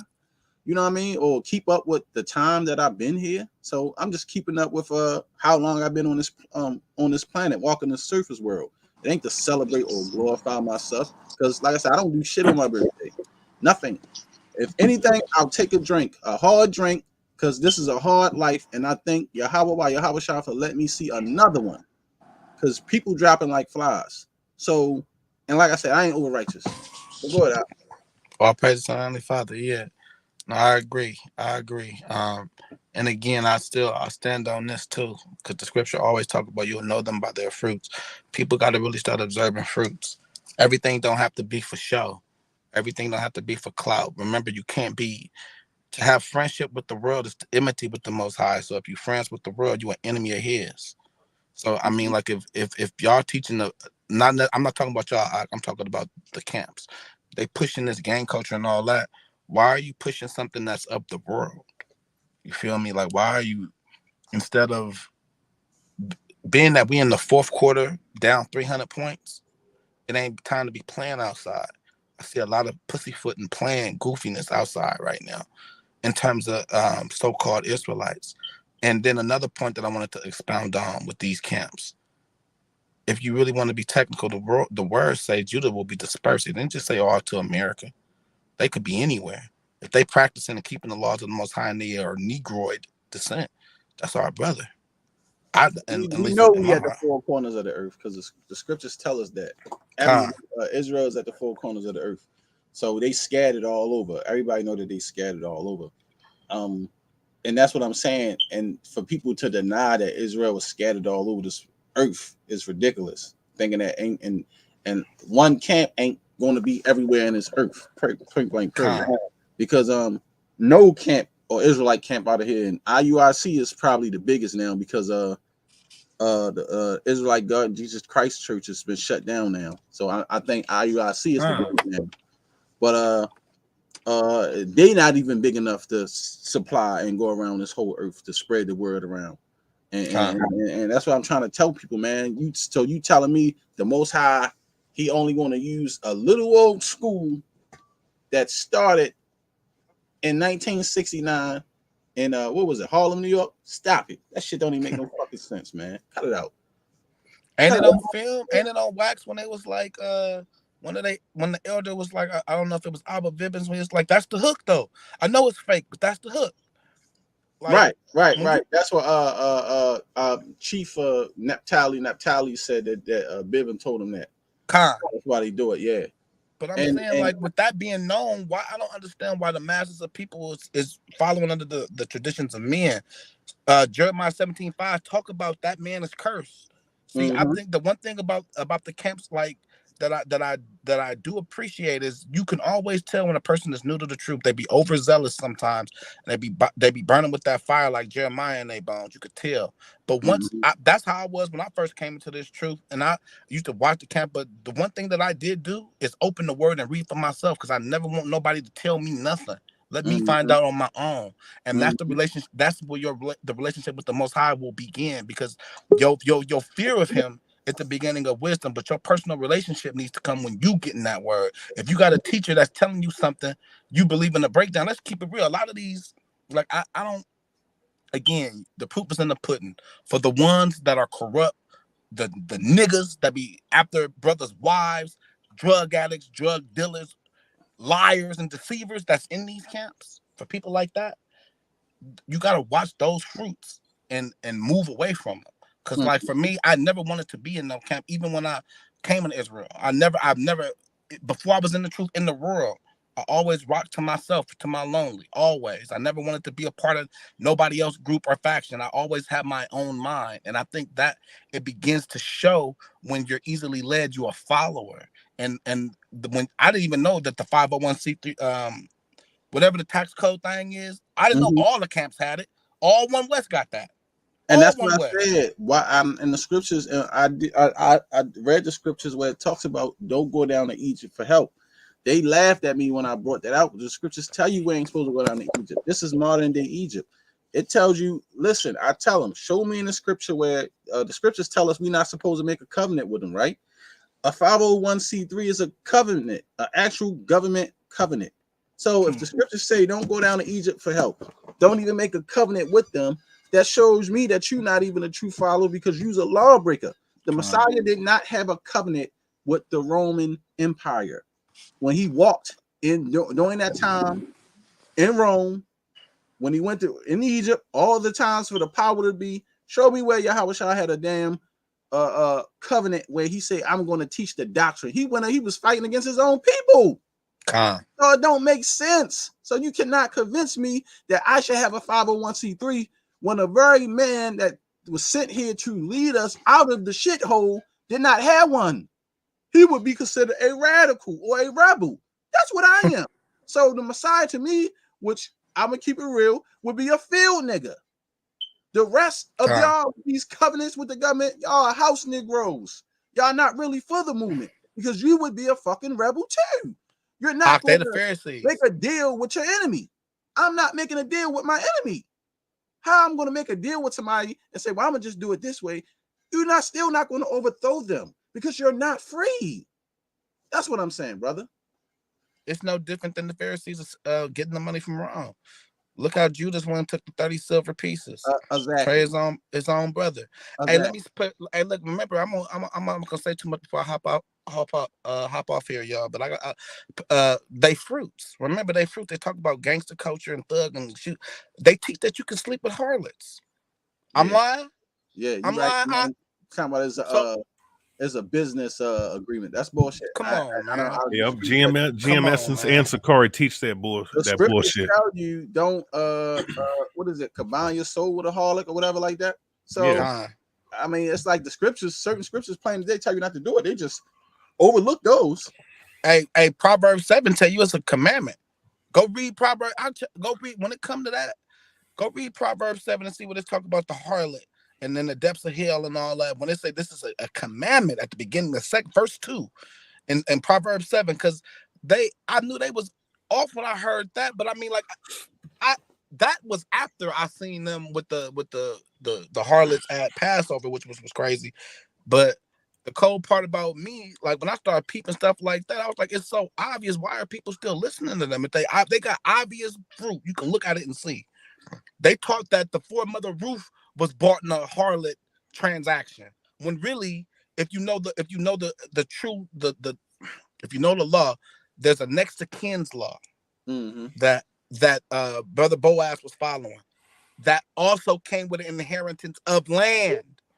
They were trying to. If you don't read the scripture, you really believe.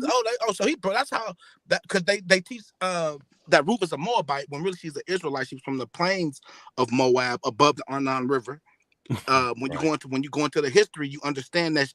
First off, common sense tell you that 300 years Ruth was after Joshua. Joshua killed everything above the Arnon River and the plains There of you Moab. go. Yeah. Yep. So it was Israelites procreating for 300 years.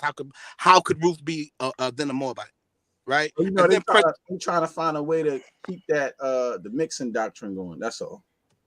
Hey, look, real quick. Let me ask you a question real quick. My dear brother, or if anybody know, man, what's up with the Wooly Bullies channel? I ain't seen him or heard from him in a long time. Back up, I told you back up. They just started it. But it's two. It was the real. You got the Woolly Bullies and the real Woolly Bullies. And what like who's who?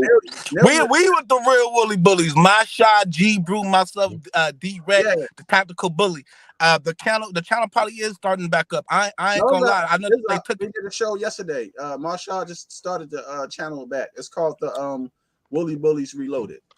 Okay. All right. I was like, what happened to y'all, man? Rashad, drop the channel link in the chat so people can subscribe to it. I think he got like 12 subscribers, but he did a show yesterday. I went over there and spoke or whatever like that. I was.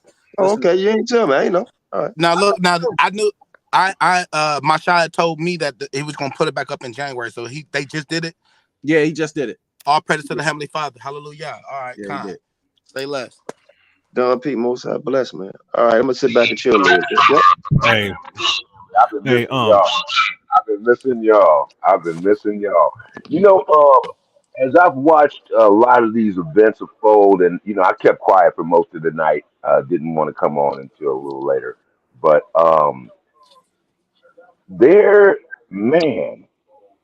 the conspiracy against us is so thick.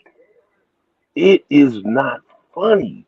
We're getting hit from every freaking angle. And this has been going on for years. I don't know if y'all remember. I'm trying to remember. I got the clips. I got them bookmarked. How they really started to ramp up the discrediting of the awakening, if you will, because it's like it's hard to use that word now, man, because they done co-opted the word and they got it meaning the academy and all they members and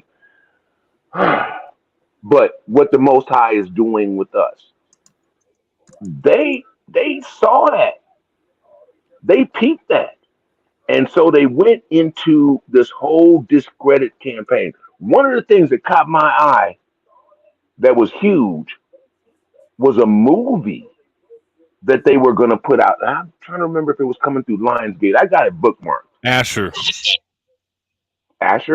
That's what the movie was. It was called Asher. About and they had the four clowns. Yeah, Danny Glover. They had some other people up in there. They never released it though. Asher. Are we talking about the same one where the FBI was like, okay, we need to find a hate group, and then the white girl was like, oh, well, there's these Hebrew Israelites. Are we talking about that same one? Yeah, you're talking about the movie they never released, right? Yeah. Well, I wanted to make sure that the content of what we're saying, because you might telling me about another movie, you'd be like, oh, dang, I didn't know about that one. Well. So and then okay, so now you guys was hitting up on them 501c3s and them 508as. You know, they already got the Christian church and they got them false prophets up there speaking for their God, Lucifer. And then you got these other COINTEL 2.0 people on the street making us look like buffoons. But when you got real content creators that are about this life, they point out everything that you would normally miss, the subtleties. So we got these Power Rangers running around trying to look like everybody's hero. I'm gonna tell you all, a lot of this stuff is staged, man, to discredit this true movement.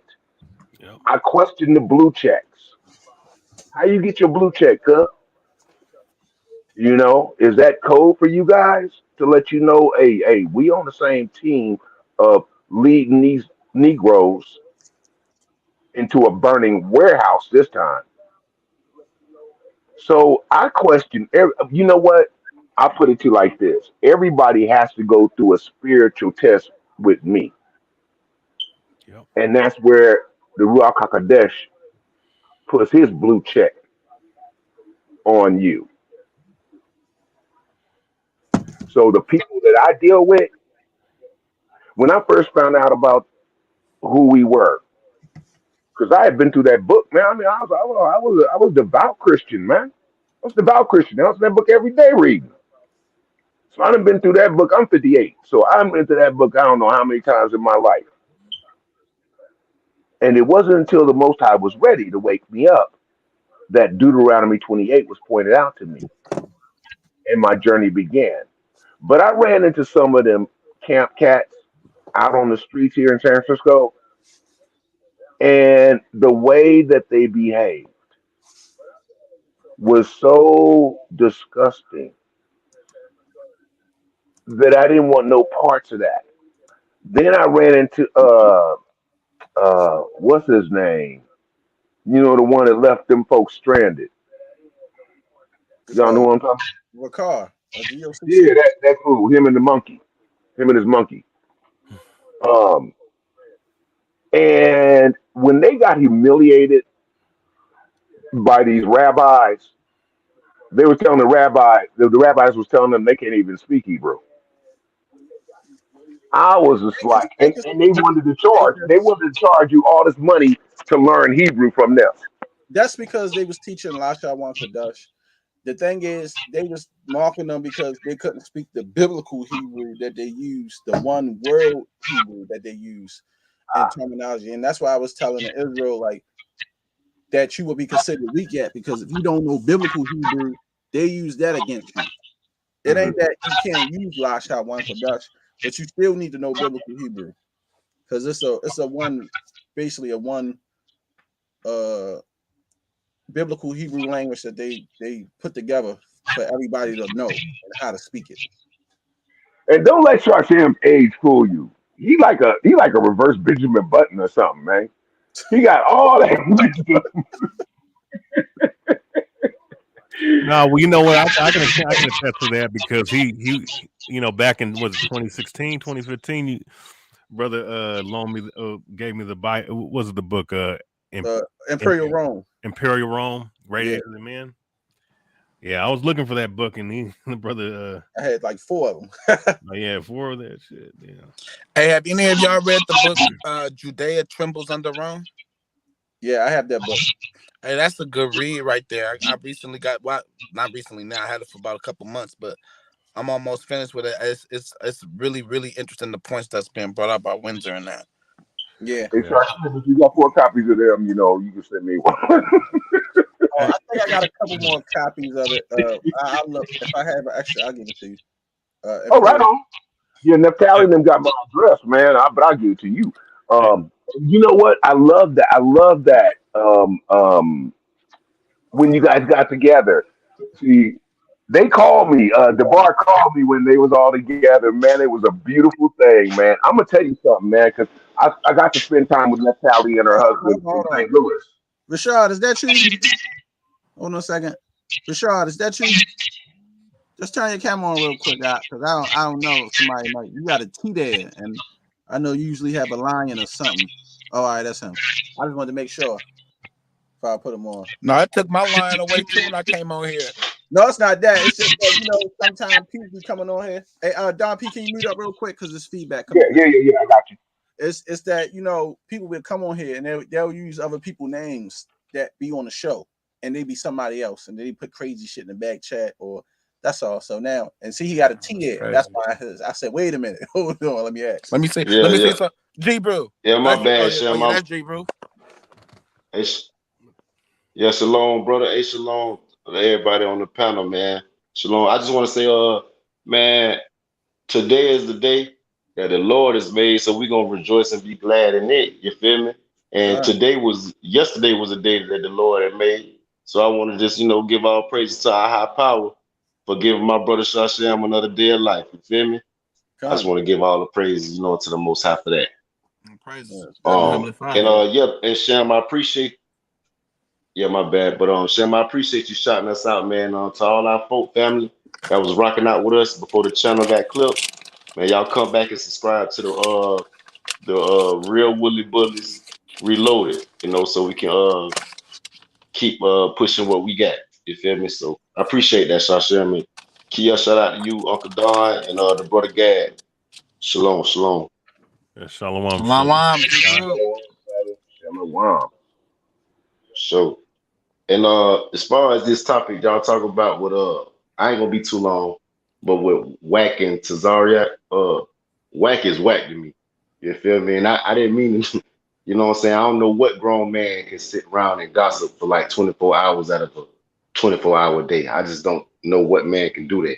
You feel me? But as far as I don't throw rocks and hide my hands, so I said. So when Mighty Hebrew was in the comment section talking about, oh, y'all got to be careful, watch out for Whack 100. He got connected. Man, I don't want to hear all that shit. We rocking with the Most High, man. And we ain't got a whole lot to them with niggas going off, especially with that gang shit. That shit don't be. I hate that shit. Like every man need to be their own man. And Whack was writing a lot of things he was saying about Tazaria, but Tazaria, needed to give a little bit more push, like he do with people who want to cross the line. You feel me? So, like you said, Shasham, the two don't mix. You can't be a gangbanger in the Israelite. And me myself, I'm a recovering street dude myself, but I'm with the Most High, and that's what it is. So we ain't gonna watch our tongue with nothing when it's concerning the Most High. It is what it is. Give a damn who you is. You feel me? So I just want to get that part, man. Y'all keep pushing what y'all doing, man, and it's good to see y'all back. Qanath, I appreciate it. Yeah, and like I said, I think that everybody, when it comes to whatever we do in Israel, I just feel we should keep it separate. Even with the brothers doing their rap music, I ain't got to get nothing against nobody rapping and making videos, but I think you should keep it separate from your Israelite teachings and channel and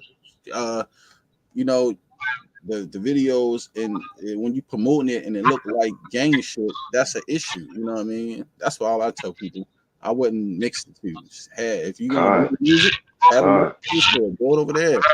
You're gonna Don P, can you mute up your feedback from the it's like you got another channel open or whatever. Just have it separated. You know what I'm saying? I ain't getting at nobody for making music or doing anything they love, but I just feel like, man, you gotta separate shit. You know what I'm saying? There's nothing wrong with that. The Most High teach us to separate everything. You grow these crops here, grow these crops there. You know what I mean? It's nothing wrong with that. I just think everybody's trying to switch everything on top of Israel, and that's becoming an issue. You know what I'm saying? And I don't think people seeing it. It's crazy. It's crazy. It's like they're trying to make Israel a fad or something. I see it as tarnishing. I see it as tarnishing, because there's still a lot of people that are caught up in the grand delusion that was sent to them that's called Christianity.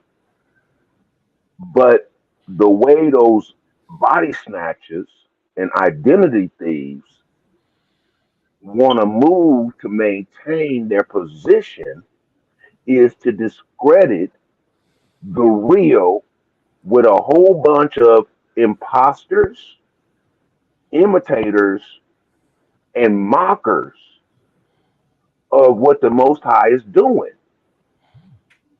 This is how they're keeping the world deluded and keeping them in them Christian churches or just in the world.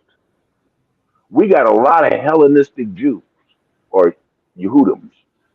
We got a lot of Hellenistic Yehudims here. And the thing about it is, as these people put forth the narrative, we need to understand that who's controlling what. When you understand who's controlling what, then what you're seeing, what you hear, you can understand the agenda, because all of these nations are confederate to see that we are no longer in existence, but the Most High. So the thing about it is, Salakia. this is that's why I started out with that movie. That's why I started out with that movie, because this is a whole effort to make us look like buffoons, to make us look like radicalists, when we are only speaking. We're not no camps. We're individuals. We are the Quraysh. We come together to discuss what we must do as a nation and to be edified and built up by those the Most High has gifted within this nation. And also for elevate us up to also participate in this. This ain't just about Shashem. This ain't just about Elder Qanath. It ain't just about Naphtali to teach. What did Paul say? By now, you all should be teachers. That's what this is about. This ain't about putting on some Power Ranger clothing and marching around and being disrespectful, being a black light in the world instead of a white light. That's what I see, and that's what's disgusting me, because I see Hey, the enemy. Salakia. I see the enemy's hand, and see they want to get the world to turn on us like savage wolves, Hey, Salakia, and they brother are Don. just Salakia. totally denigrating us at the same time. They love this. Hold on a second, Elder Don P. Rashad trying to say something real quick. Go ahead, Rashad. Right, Con. I appreciate it, Sam. And I didn't want to cut the brother off. I just want to, hey, brother Don, can you mute real quick? I appreciate that. I just want to say to all my family in the chat, I know those brothers in those camps are very charismatic. They talk real well. Some of them can connect with you on a street level or whatever, which is good. We should be able to talk to our people. You feel me? We should be able to talk to them in whatever colloquialisms or vernacular, whatever it is, to reach our people. But when they lie to you is when you should have your antennas up. Now you remember, like Shasham said, when would have our Messiah ever bowed down to Caesar and took Caesar's advice or Rome's advice? When would Moses ever bow down to Pharaoh and took Pharaoh's advice? Remember, these same people are the same people that told you to go take that jab a year and a half ago. And I just want to point this. I hope I'm not doing that wrong, Sham. Please correct me and catch me. Stop me if I'm wrong, bro. But there's a documentary I feel that we all should watch, because we know that we are kosher.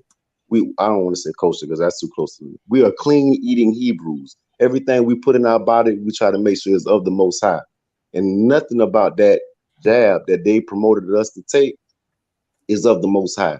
And there are documentaries that you can watch where scientists, embalmers, and doctors are telling you this shit ain't right.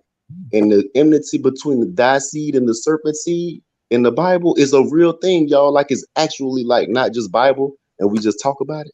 Like, it's actually a real thing. And they're actually putting the enmity into your body. And the documentaries I'm going to suggest, you can't even watch them on YouTube or anything like that.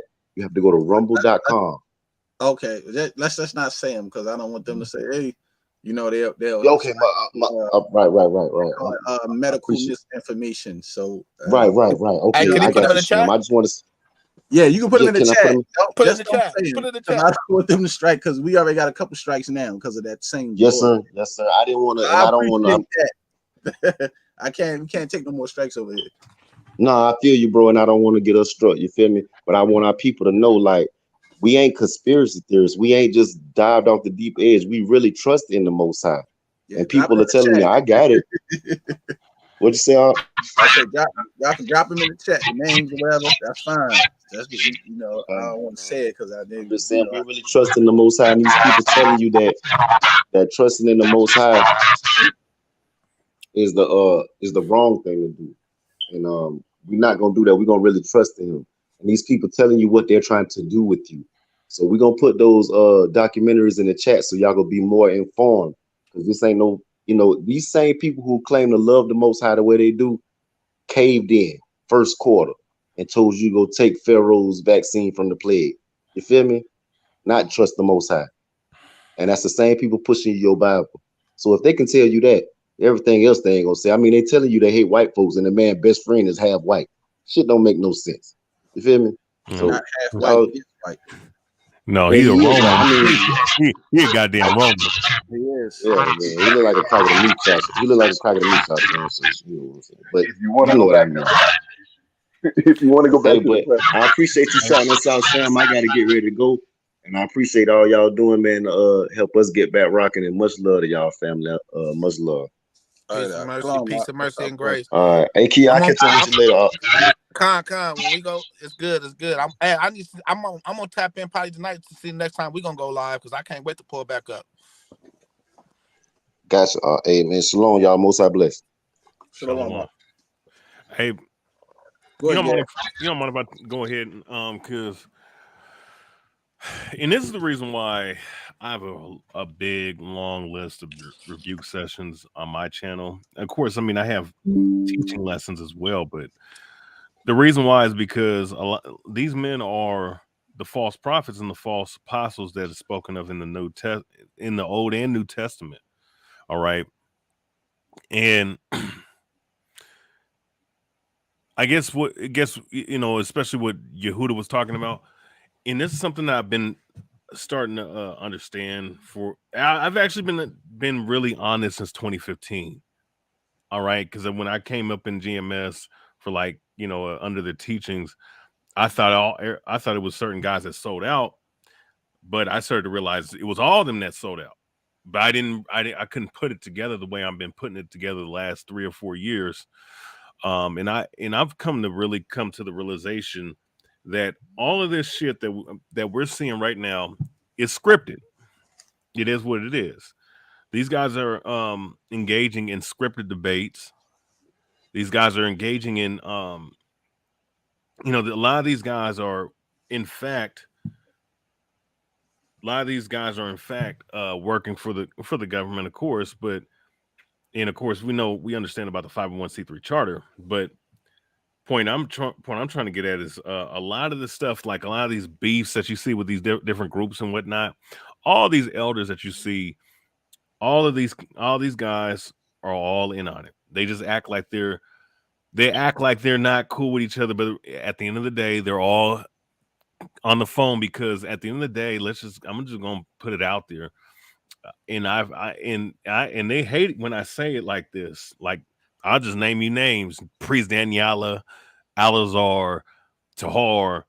All them guys have gotten mad because I just call it what it is. There is a Boule Israelite brotherhood in this community with these camps, with these men, and it's something that's been going on a very long time, and a lot of brothers and sisters may not be familiar with it, but brothers like myself, and I'm pretty sure the brothers on here, I can speak for them on this standpoint. This is what's going on. A lot of things are just like when guys come out and they rebuke somebody, let's say they go up against someone like Rabbi Matthew, or who was the rabbi that GOCC went against? Shalom Star, Shalom Lima. Shalom Star. 613. You said who went against who? Remember Bubble Eye Blackfish? What's old dude's name? Recall. His name is White. Something White. Yeah, James White. Yeah. If you notice in that debate,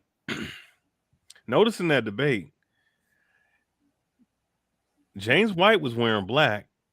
I think he was wearing black, and Rakah was wearing white. That's masonry. That's the black and white checkerboard, right? So they were playing and dark side versus light side, right? But they're both on the same side, right? It was all Masonic, and then when you deal with what's old dude's name, what's his name, James White. Come to find out, this dude is in the triquetra. His Bible has a triquetra, which is the spiraling 666 on his Bible. You understand? There is a lot of brotherhood type bullshit going on with these guys. They know what they're doing, and what they're trying to do, like the brother was saying, they're trying to marry the Israelite community with the they're trying to marry this thing into, or in buying this thing with the mainstream, and the reason why they're trying to do that is because they're trying to get paid, man. And that's the gist of it. Brother, can I ask you a question? Mm-hmm. You said they're trying to combine this thing with the mainstream, and you said something before that, and I was trying to, because I got what you said before that. It made me think about something, but you said they're trying to combine it with the mainstream. Can you elaborate a little more on that? Okay. So what I'm saying is that, them, because a lot of these people in here, and I just found out recently, a Sakari member down south, down south, where the peninsula is at in Florida, that he goes out there and he tries to actually get other celebrities to shout him and his group out. You see ISUBK, what they try to do with IUIC, ISUBK, Sakari, a lot of these groups, what they try to do is they try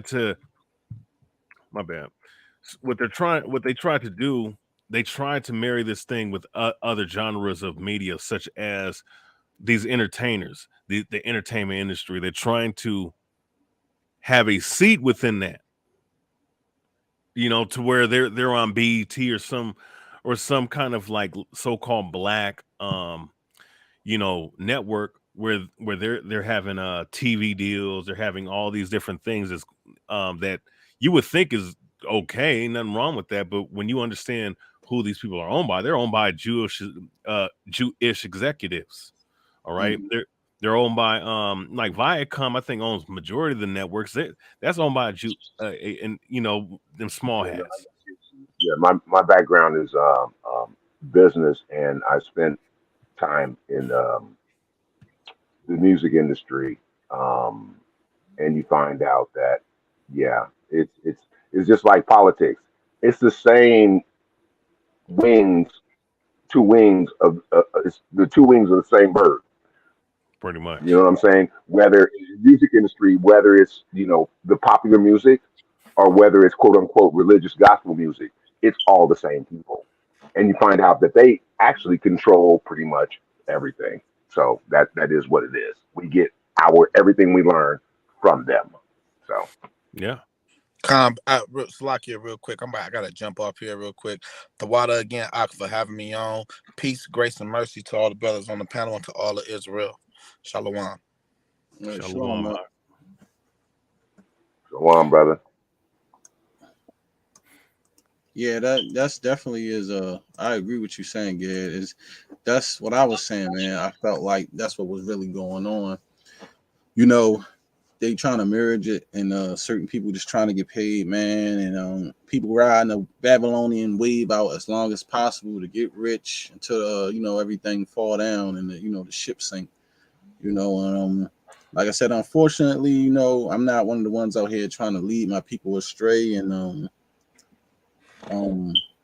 I ain't trying to do that. And like I said, I don't want the Most High judging me, for like the scripture says, hell and love and this stuff every day, man. And right. It's just what's real? You know what's real? I can see this leading to the persecution that Yahushua was talking about. Oh yeah. For his name. We're not talking about that Greek name. because that's the one, that's the other that he was talking about, that they would believe, that they would listen to him. So it's really narrowing down that we would be persecuted for his name, his real true name, because that name it embodies the Father and our whole framework. And so that's what I think. I'm watching it, man, and they setting up the play. They setting the traps. I don't know if y'all remember that they were trying to push forward. They had to ease back off the gas, but they was trying to push forward to get anyone that names the name of Yahushua like we do and our true heritage as a hate group. So these people are crafty. And it's the deal. The funniest thing is this, it really is real simple. And I don't know how they got blended and twisted in the mix. I can't explain it to you. I mean, I've watched and learned people's breadcrumbs, but I can't regurgitate it. I don't know how they got twisted up, but that they basically Esau, because this is a family feud. And at the end of the day, the book says that Esau is the end of the world and Yaakov is the beginning. So they can't be nothing but, I mean, look at who's in control in the end of days, and who's also running down what they think, quote unquote, is the land. They got the world deceived to believe that's the land. That's not the land. The land is where you're seeing all these discoveries of milk and honey. That's where the land is, where you've been seeing all these recent discoveries of milk and honey. That's where the land is. So anyway, let me be quiet and let somebody else speak. Yeah. Well, yeah. I mean, you know, and I did a video a long time ago. And it was actually on my boxing page because I was kind of using that to post some Israelite videos like 7 years ago. But I actually predicted that there were guys that was going to be shooting, that was going to be pulling out guns on people years ago. The funny thing is, the camp that I was in was the first ones to actually do that, right? Pull guns on an unarmed dude. And look, the joke and the dudes that was up in there, they may, half of them that did that may not even know what they were doing. The other half knew exactly what they were doing. You know what I'm saying? Because that was the energy that that camp was pushing out. They're speaking to Sakari. You understand? And you know, a lot of these psyops, because that's what a lot of these things are. Just like this shooting, and it's another thing too. You know, and I gotta get on a tangent to a certain degree. A lot of these Israelite groups talk about these black, these shootings of black men and whatnot, right?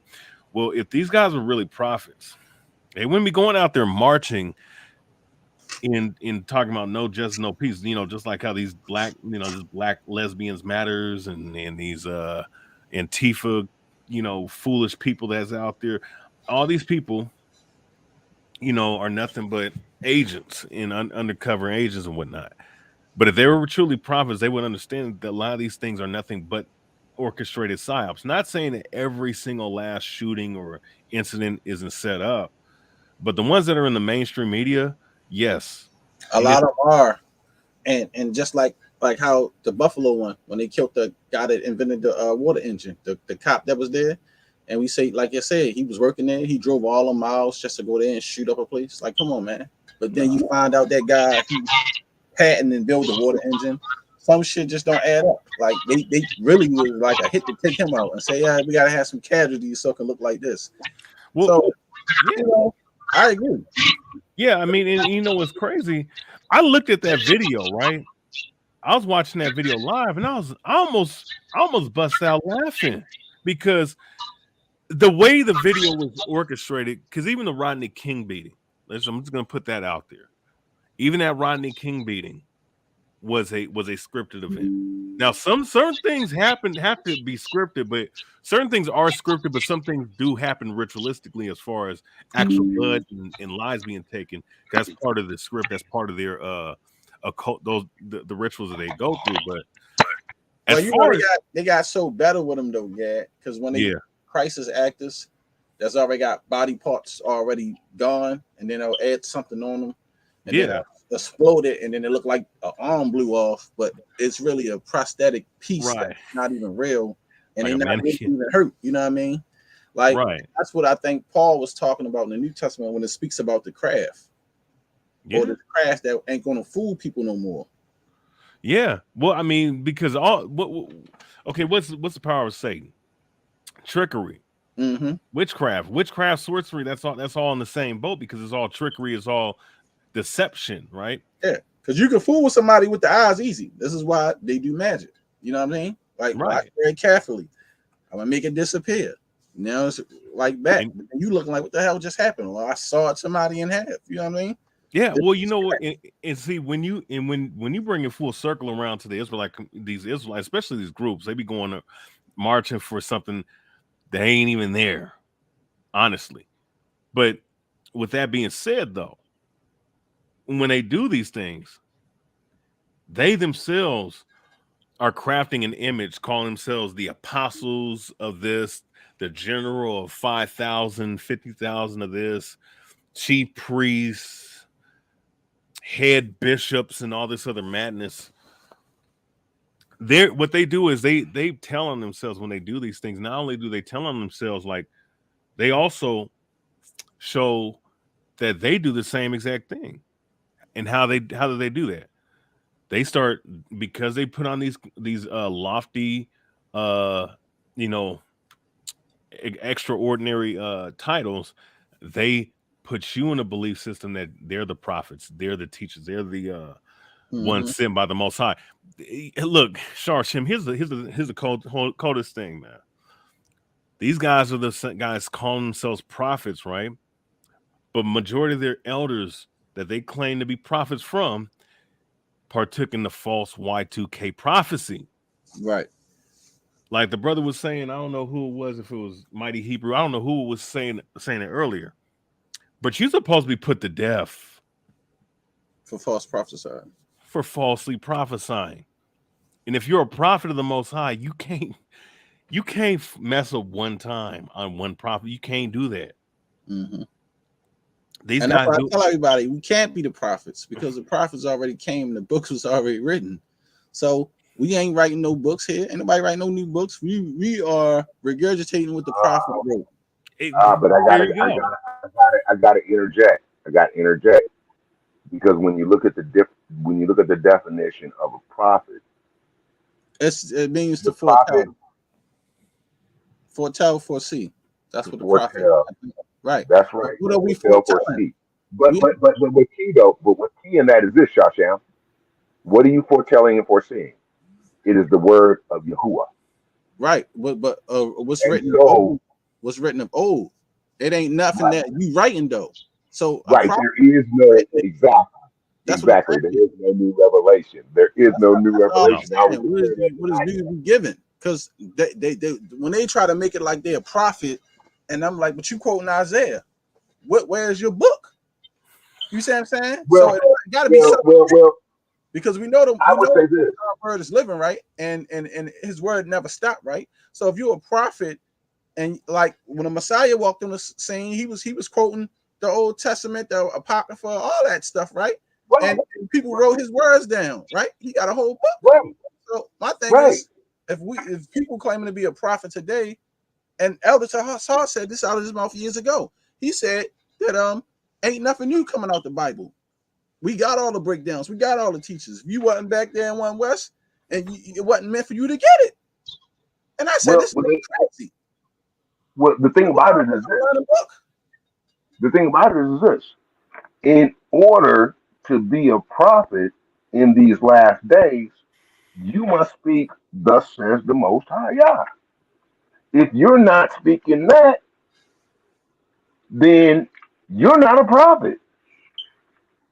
You're not a prophet of God. I mean, like when we go to Numbers, I agree, but what I was saying was that like if we just speaking it off the English terminology, I would disagree, because even though we're using a bastard tongue, we're still not speaking it everything in the proper language, and we know there's so many mistranslations as well too, and them tampering. I get what you're saying, but the Most High is always going to make a way for His people to hear His word, regardless of what tongue. No, I agree. Spoken. I agree. I'm not disagreeing with that. I'm just saying that when somebody proclaims themselves to be a prophet, because you got a lot of like I just don't feel like nobody's walking around here is a prophet, and that's just how I feel about it. Like, and it ain't because we all reading the same word, but everybody who claimed that or come up with these stigmas is always a Ponzi scheme, a scam, or them trying to get money out somebody, or them trying to or them fucking somebody wives and shit like that. They got a whole bunch of shit going on. So that's just how I feel about it. That's why I'm saying I don't believe nobody is a prophet. I mean, you quoting shit that's been written by our ancestors. You not quoting nothing new. You ain't giving no revelations. Like even a Cuffy, he was claiming he was putting out revelations that supposed to came past before the Most High took him out. You know what I mean? Plenty of times the kind of the guy that went Tazadakia that went by the Comforter. This is the kind of behavior this is the kind of behavior that they do. So, you know, you got to be careful when you taking on titles like that and shit. And that's why we already lost the war. Like if no, not because of that. Because if shit went down today, you got all these different guys in these camps that's too big headed because they say I'm bishop, well I'm the general, and I'm the elder of elders. We can't even come together as a people, because even if we was going to war right now, they was about to come kill us right now. Israel could not even scramble together to even try to fight, because everybody want to be the leader. I'm gonna tell you this: the Most High is gonna be moving folks out of the way. Damn right. He's gonna be moving, because this thing, the heat is too hot in the kitchen. Joe Biden already said. The sister Lisa Cabrera, in a series of her videos she did today, she had a clip where Joe Biden said, you know, based on what we're doing, folks, we're in World War III. When they sent that equipment, it's on and cracking. It's on and cracking. If somebody can bring forth new revelations and they came to pass and it was true, then I believe that person could be a prophet. Especially if it amounted up with the scriptures too, then yeah. Here's what I want to say. Here's what I want to say about that, though. Now the prophets, I mean, unless you know, because I believe in regeneration, not reincarnation, where you're reborn back into whatever. Right. Because the Lord did say that the prophet Daniel, the prophet was it of John the Revelator, which he was given prophecies within the book of Revelations, and there was other scriptures as well, and of course Ezra said, woe is me, who shall save me in those days, right? So we understand that the prophets are actually back on the earth, but the thing is, though, the guys that are proclaiming or professing to be prophets, how can you call yourself a prophet when you yourself have not been ordained by the Most High? And then here it is. And here's another thing too. How are you in the truth, but you're these same groups, majority of them, like Sakari, GMS, I'm trying to think what House of Israel and all these other characters, they're denying the new covenant. They're saying that Christ is going to be sacrificing animals in his own kingdom. They're saying that they're saying a lot of things that are actually blasphemous. How can you be the prophets when the prophets spoke of Yahawashi being the savior for the nation, but you're denying his covenant that he made when he offered himself a sacrifice for the whole nation of Yasha's sins? Where did they get the information from those? They reading it out of the scriptures, or it's just something that they made up? They made it up. Misinterpretation. It's a Christian misinterpretation. What you were talking about, Yahashua was going to be doing sacrifices. That's a Christian misteaching. So that's that. But no. Okay, so like I was in a study last night, and it led me to go deeper into this word in Numbers 11, because I was looking at the formation of where did the Sanhedrin come from and its numbers and so forth and so on, right? And in Numbers 11, it talks about Moshe is complaining to the Most High about these people are driving me nuts. And so the Most High said, well, select these men, and Moshe took a number of men from a certain place, but then that were inside the camp. But then two other men that were outside the camp, they started prophesying. And this is a trip because I never saw this about Joshua. I never saw this about him. Oh, you talking about when How? he was telling him that he wanted everybody to be great because he felt like he was going to No, lose his position? You talking about that part? no. Let me just read this part real quickly. Numbers 11 and 28. And Yahushua, the son of Nun, the servant of Moshe, one of his young men, answered and said, my Adonai, Moshe, forbid them. And that remind me of the Talmudim, some of the members of the Talmudim. Forbid them. And Moshe said unto him, envy you from envy you for my sake? Like Joshua, don't even play like he's zealous for me. Envy you for my sake? Would to Elohim that all Yahuwah's people were prophets, Yeah, that's what I was and talking that about. Yahuwah That's what I was was. okay. And Yeah. you know what? And what did Paul say? Envy the best gift. And so when we speak the word, see, it's not that we're giving a revelation or writing up on a book, but the Most High uses what He's already revealed in His Word because it's perfect to address where we are right now and to further His will for us in His plan to get us out of this. Because we ain't getting out of this without Him. We ain't getting out of this without Him. And that was another thing that he brought up was to me was I was on another live and the discussion, there was a brother on there that was really angry. And it's like he's talking about the physicality of how we move, and if you ain't willing to do this, don't even talk to me. Da, da, da.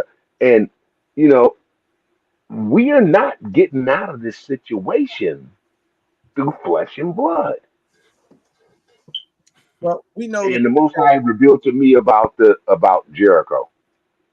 well, yeah, we know the fact that the Most High is going to recover us. So I don't Yeah. understand why so many other brothers is trying to act like we got the power to overthrow Esau when we don't. We don't have the power to go to war and overthrow nobody. We don't even have the most precious ultimate weapon to even fight these nations, which is the Ark of the Covenant, because that's what was used to wipe out a lot of these other nations anyway during certain war times.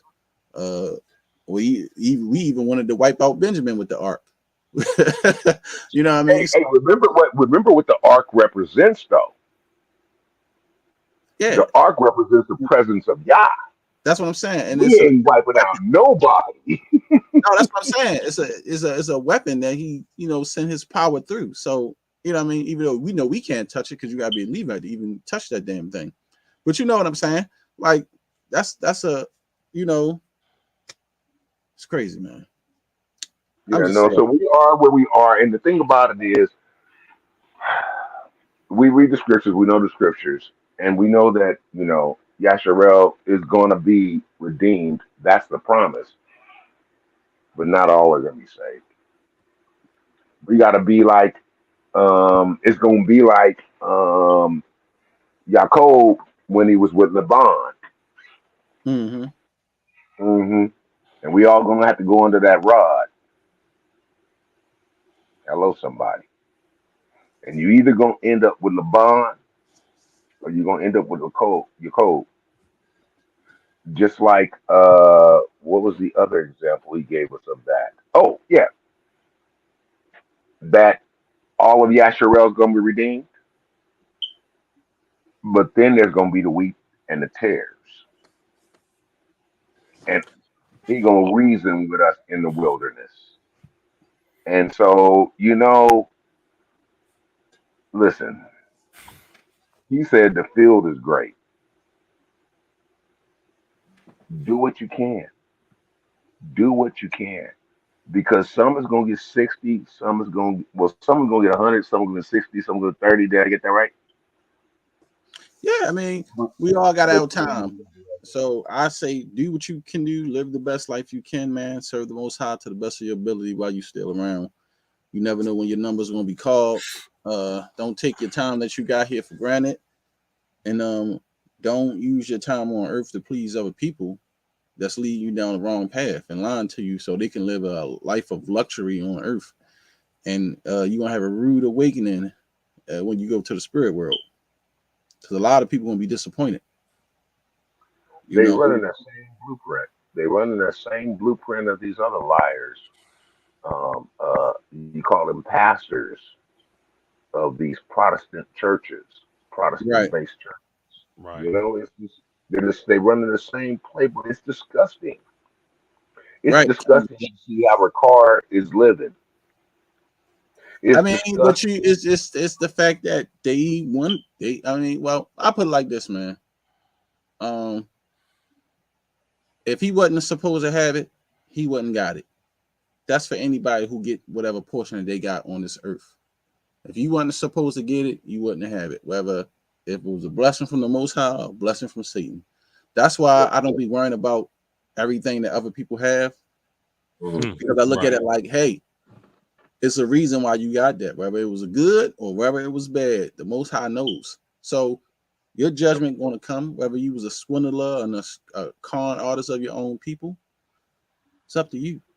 At the end of the day, we all going to get judged. Like the scriptures tell us from, every little hidden thing, secret thing of the Most High, we all going to get judged for.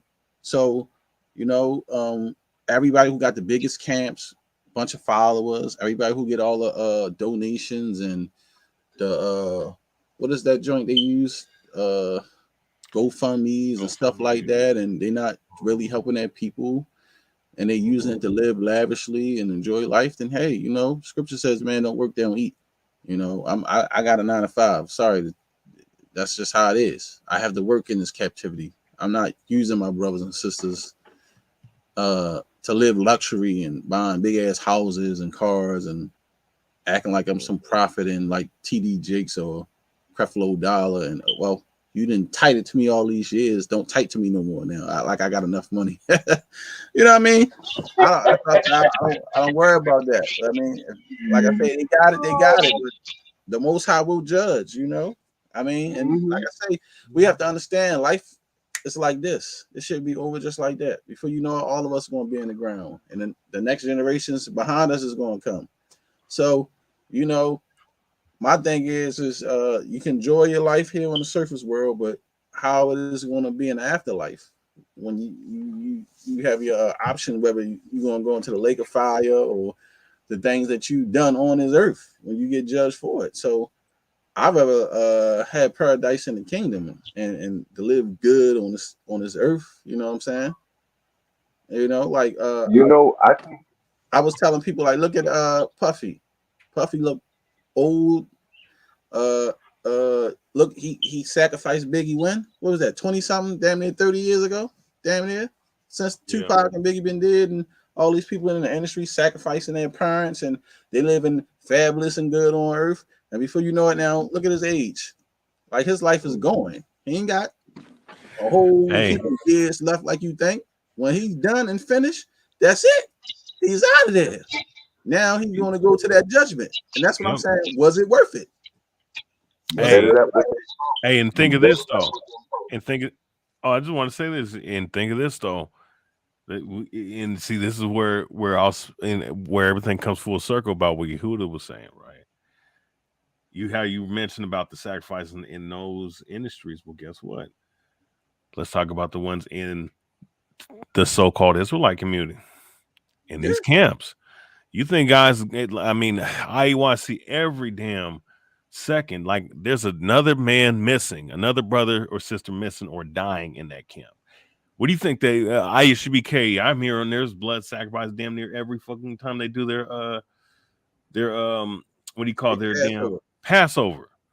You understand? Who else? Sakari. I thought the dude that I knew was gonna get killed. You know those two guys that got killed up in there? There's two guys that died up in Sakari back in 2021. The guy I thought I told Alizar that I know you sold the hell out, and the cold thing is I told him I told the guy that was up in Seattle, that's up here, that your ass might be on the chopping block, but it wasn't him. It was two other guys that died, one by COVID-19, so-called, and one by how should I say, suicide. Hey, remember that I believe it was Show that said those that take was it Show or was it Yusha who said that those who take the Kasak in an unworthy manner, right, is worthy of like the wrath of the judgment of the Messiah. Back me up, the shedding of the blood. Yeah, serious. Meaning they take the Passover Passat deceitfully, unworthily. Or the shedding that's of real the blood. talk. Unworthily. Yeah. And so, brother, you speaking truth. And in real time, it's like, wow. I mean, but this is what I'm talking about. I'm talking about reality. I'm not talking about some fantasy. I'm talking about what we're watching getting played out before us. And because it's all winding down, I think this is just Don P. Remember, you said this generation will not pass away. I think he's talking about the generation after 2019. With the generation that started 2019. I think he's talking about that generation because it's going to take a little bit for everything to fit into place. But I think you're right, because I think this is the wildest that the generations have ever been, because this generation is so much faster now because of technology. They'll hold this shit and they know so much more. Like, even from my generation coming up, we didn't have access to the internet. The internet is speeding up a lot of things for the generations now, false knowledge and shit that people doing, and worldly things, which is bad. So, and that's why I think these generations behind us now, the kids right now, the teenagers that's 10 and 15, is some of the worst the generations there is right now, as far as the behavior and more murdering and killing. I know y'all heard the story about the 10-year-old boy. I think this happened in Baltimore.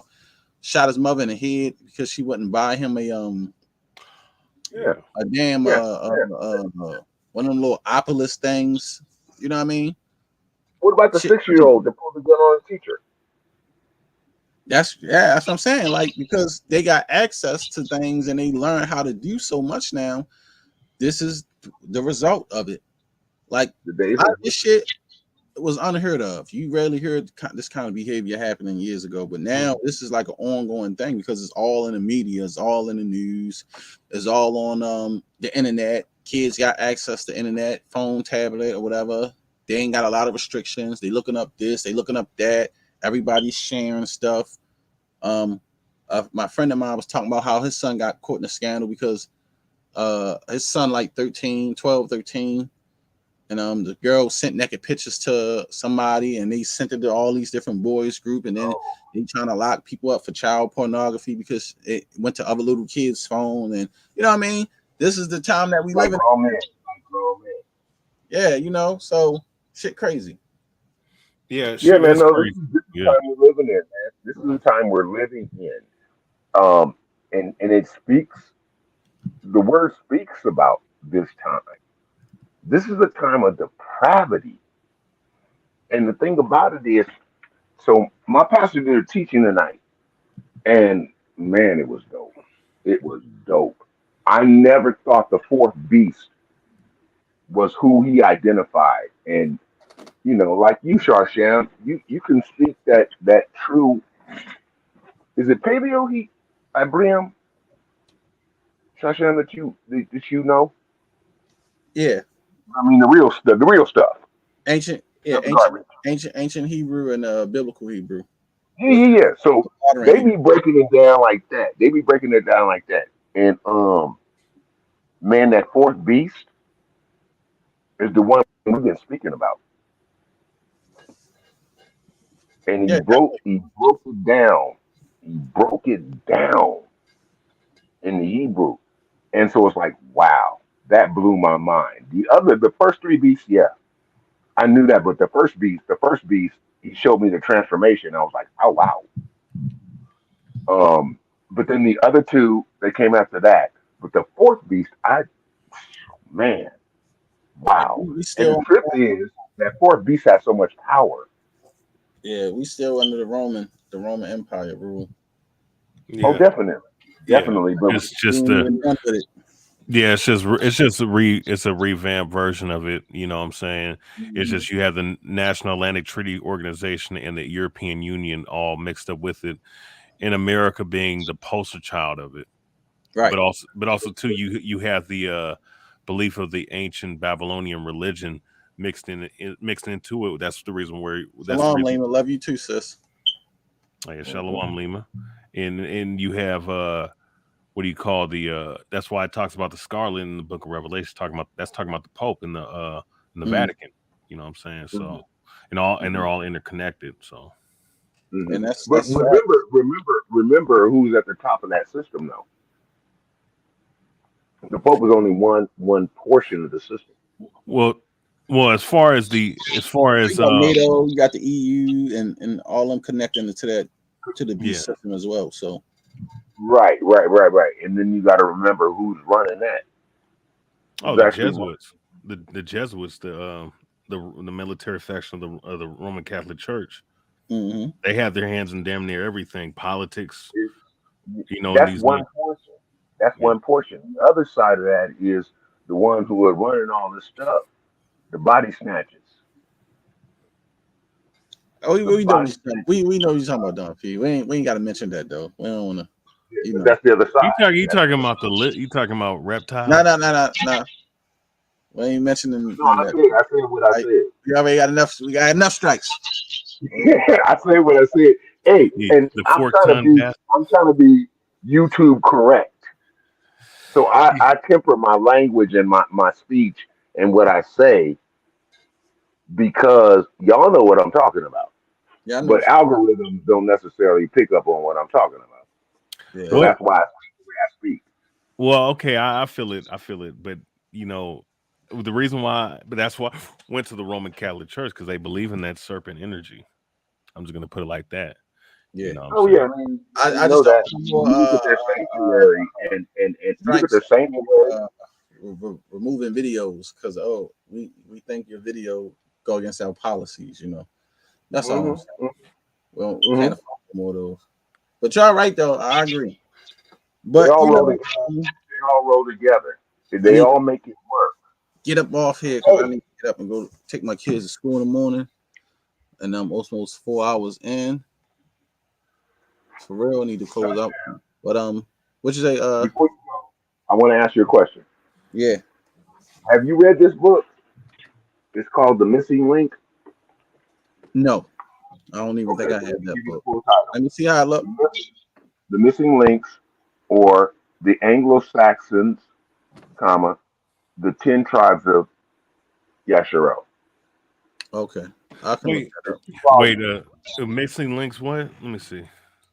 The Missing Links, or the Anglo-Saxons, Anglo-Saxons, the 10 tribes of Yasharel, volumes 1 and 2. This book was written in the 19th century. Yeah, And those. it's interesting. It's about this. You know, this is about replacement theory. Oh, about replace. Okay, so this is the How the replacement. church, how the Oh, church, because you got the mother folks, the body snatchers that try to grab two, and then you got these folks trying to grab the other 10. okay. So you're saying that, yeah, instead of saying that, the Anglo-Saxons, which was primarily Judah and Benjamin, they're trying to, which is our people.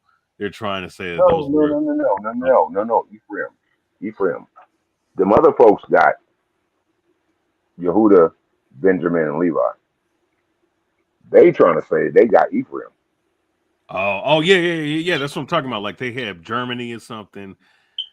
The British, yeah, that kind of shit. Yeah. I know what you're talking about. Yeah, yeah, no, because of Germany primarily, that whole Austro Austro-Hungary Empire, that is where they camped because it did include Germany. That's where they camped. Okay, when they came over, when they got pushed out the land, that's where they camped. These other folks, you have to look at their history and even the creation of the House of Windsor to understand that. That's where you get replacement theory, where the church has replaced a portion of the children of Yasharel. So that's where that all comes from. And so these folks are they operating on a whole different dimension. They in La La Land, all of them, believing that they are. But some of them know they know who they are. They know what seed they are of, and they know more than we know because they have our books. Put it that way. Of course, it's all Yeah. buried up And so under the Vatican. Majority of that stuff, like the yeah, well, Northern not even King. that. Even you gotta understand the Vatican and in who they're in cahoots with. When you look at the hierarchy as it's displayed, you can get certain clues. The Vatican will never challenge the Red Shields. Okay, Hmm. the Vatican will never challenge the Red Shields, but the patriarch, the current patriarch of the Red Shields, can put his fingers in the chest of a sitting king. Now you tell me who has the power. Oh, I got you. The I got Red Shields never kissed the ring. Everybody else kissed the ring. The Red Shields never kissed the ring. They're at the top of the food chain of the 13. you. Yeah. Yes, I'm speaking in code. Yeah. Well, Ben Yehuda, but his that's in what you're saying is true. What I'm telling you though is that when you even deal with the number 13, that goes back to the Friday of the 13th when the Templar Knights were put to death by the Jesuits. All I'm right. sorry. What group of people can put out that kind of propaganda? All right, y'all. Look, let me Oh let yeah. me hop up off here. Oh yeah. I gotta go to bed. She's going to have to do her own live. I gotta get my kids to Lie. school in the morning. Well, Oh, okay, I good. knew we was gonna be on here all night if I come back on. But I gotta get up at 7 o'clock, so I got at least get 4 Oh hours of yeah. sleep. Con. But look, I appreciate everybody for tuning in. We'll be back live more. Me, Elder Qanath, the bar, our Hebrew teacher, Dendick's son. We all gonna be live talking about some stuff. So we'll be back live soon. Man, King Judah got a show coming up. Soon we're gonna do a class over here and back on his platform again. One is about Redbone, and then the other joint we are doing the infiltration of hip hop and gangs in the Israelite culture. So please be on the lookout for that. What channel is that gonna be on? we probably going to do the Rehoboam thing over here and the infiltration of COINTELPRO with the gangs and hip hop culture into the Israelite community. We probably do that on King Judah's channel. It's King Judah Show. King Judah, that's what it's called, King Judah Show. Yeah, King, his name right here.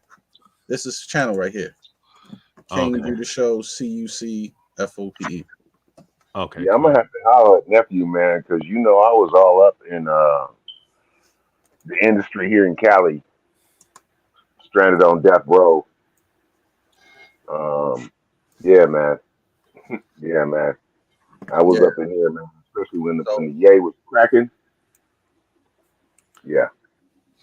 The transition. So I appreciate everybody. I'm gonna go ahead and close out. I'm gonna play Mighty Hebrew song for him since he asked me to play it. And Shalom. That's gonna be for tonight. Thanks everybody for tuning in. His Mighty Hebrew song called I can't see it the way hold on. It's called It's a Mad World by Mighty Hebrew. So we'll play it, see how it is.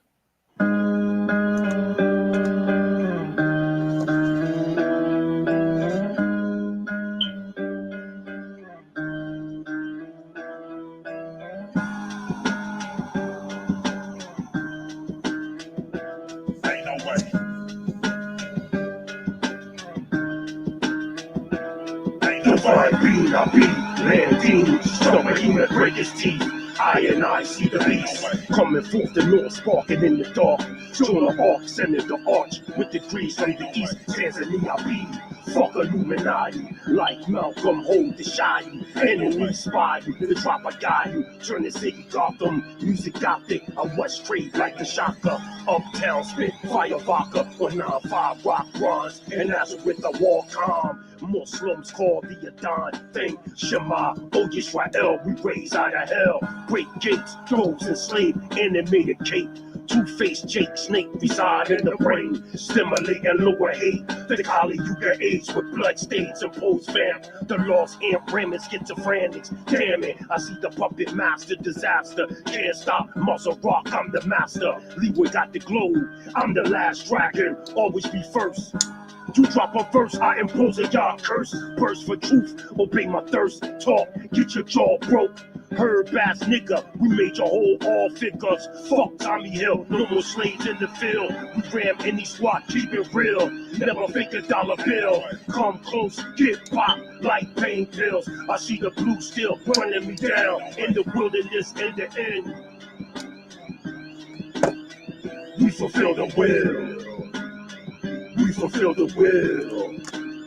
We're real scared. It's a mad world. Check it 1, 2, 3. Let these niggas know I'm just a fly MC. It's a mad world. Check it 1, 2, 3. Let these niggas know I'm just a fly MC. It's a mad world. Check it 1, 2, 3. Let these niggas know I'm just a fly MC. It's a mad world. Check it 1, 2, 3. Let these niggas know I'm just a fly MC. I destroy MCs. The science of my mind. Reign supreme on this rap theme shit. I take it to an extreme like a black Lotus priest and a cipher. I eat you up like pieces of Reese's. Just an anthropology of my word currency. You fucking with me? You need an emergency surgery on the parts of your body from my acid main. Chemistry attacking the carbon of your bone anatomy.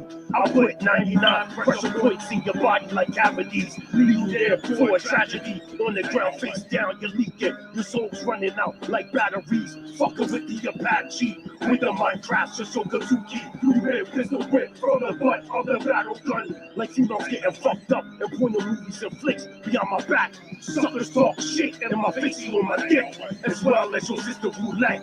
Play Russian if you want, watch you get sickle. Baby moms always want to give me pussy tissue. Come close to you thoughts that I drop you, then stomp you and swamp your crew until I see your brains wasted on the ground like noodles. Stalk your family like Cujo. I'll blow up like atoms from the shooting the like raccoons. You switch styles from straight to Sassoon. On the mic, you be babbling like baboons. Bust you like a balloon and assassinate your whole platoon. Like I was a con, you the enemy, American in Vietnam. Black cop bootlickers wanna be Nazis. Minds building on inferiority. Landy Ben Ami has a high superiority. I'm Elohim with a powerful killer army. You can't harm me. Back the fuck up off me before you thought me your brain salty. And your body holy with no matrimony, no ceremonies. What, nigga? It's a mad, mad world. Check it 1, 2, 3. Let these niggas know I'm just a fly MC. It's a mad, mad world. Check it 1, 2, 3. Let these niggas know I'm just a fly MC. It's a mad, mad world. Check it 1, 2, 3. Let these niggas know I'm just a fly MC. It's a mad, mad world. Check it 1, 2, 3. Let these niggas know I'm just a fly MC. Get your weapon. I already have mine. That's my arms. Your sword's good, I admit. Still, if you should lose it, you're finished. But my arms, they always stay with me.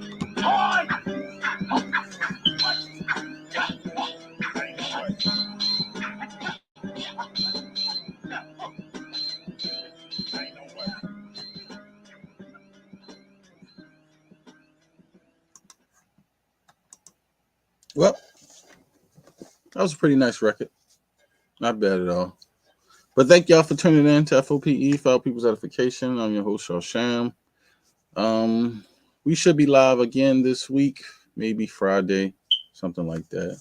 But I appreciate everybody tuning in. I know we haven't been live for a while, and it's the first live of 2023, even though we know it's not the official Israelite New Year, but it's the official Gentile New Year. But thank y'all for tuning in. I love everybody who came out. Star Lima, Most High Bless, my brother Bino, King Judah Show, big salute. Elder Midwest Judite, thank you. Professor Lovely Lady, Rashad, Marshad, Willie Bullies, Yashayan, Ranch, everybody who came on the platform, Uncle Don P, Elder Qanath, Gad. Appreciate everybody that tuned in. I can't remember everybody. Elder Shaka. Thank y'all. Appreciate y'all. Most High bless. Shalom.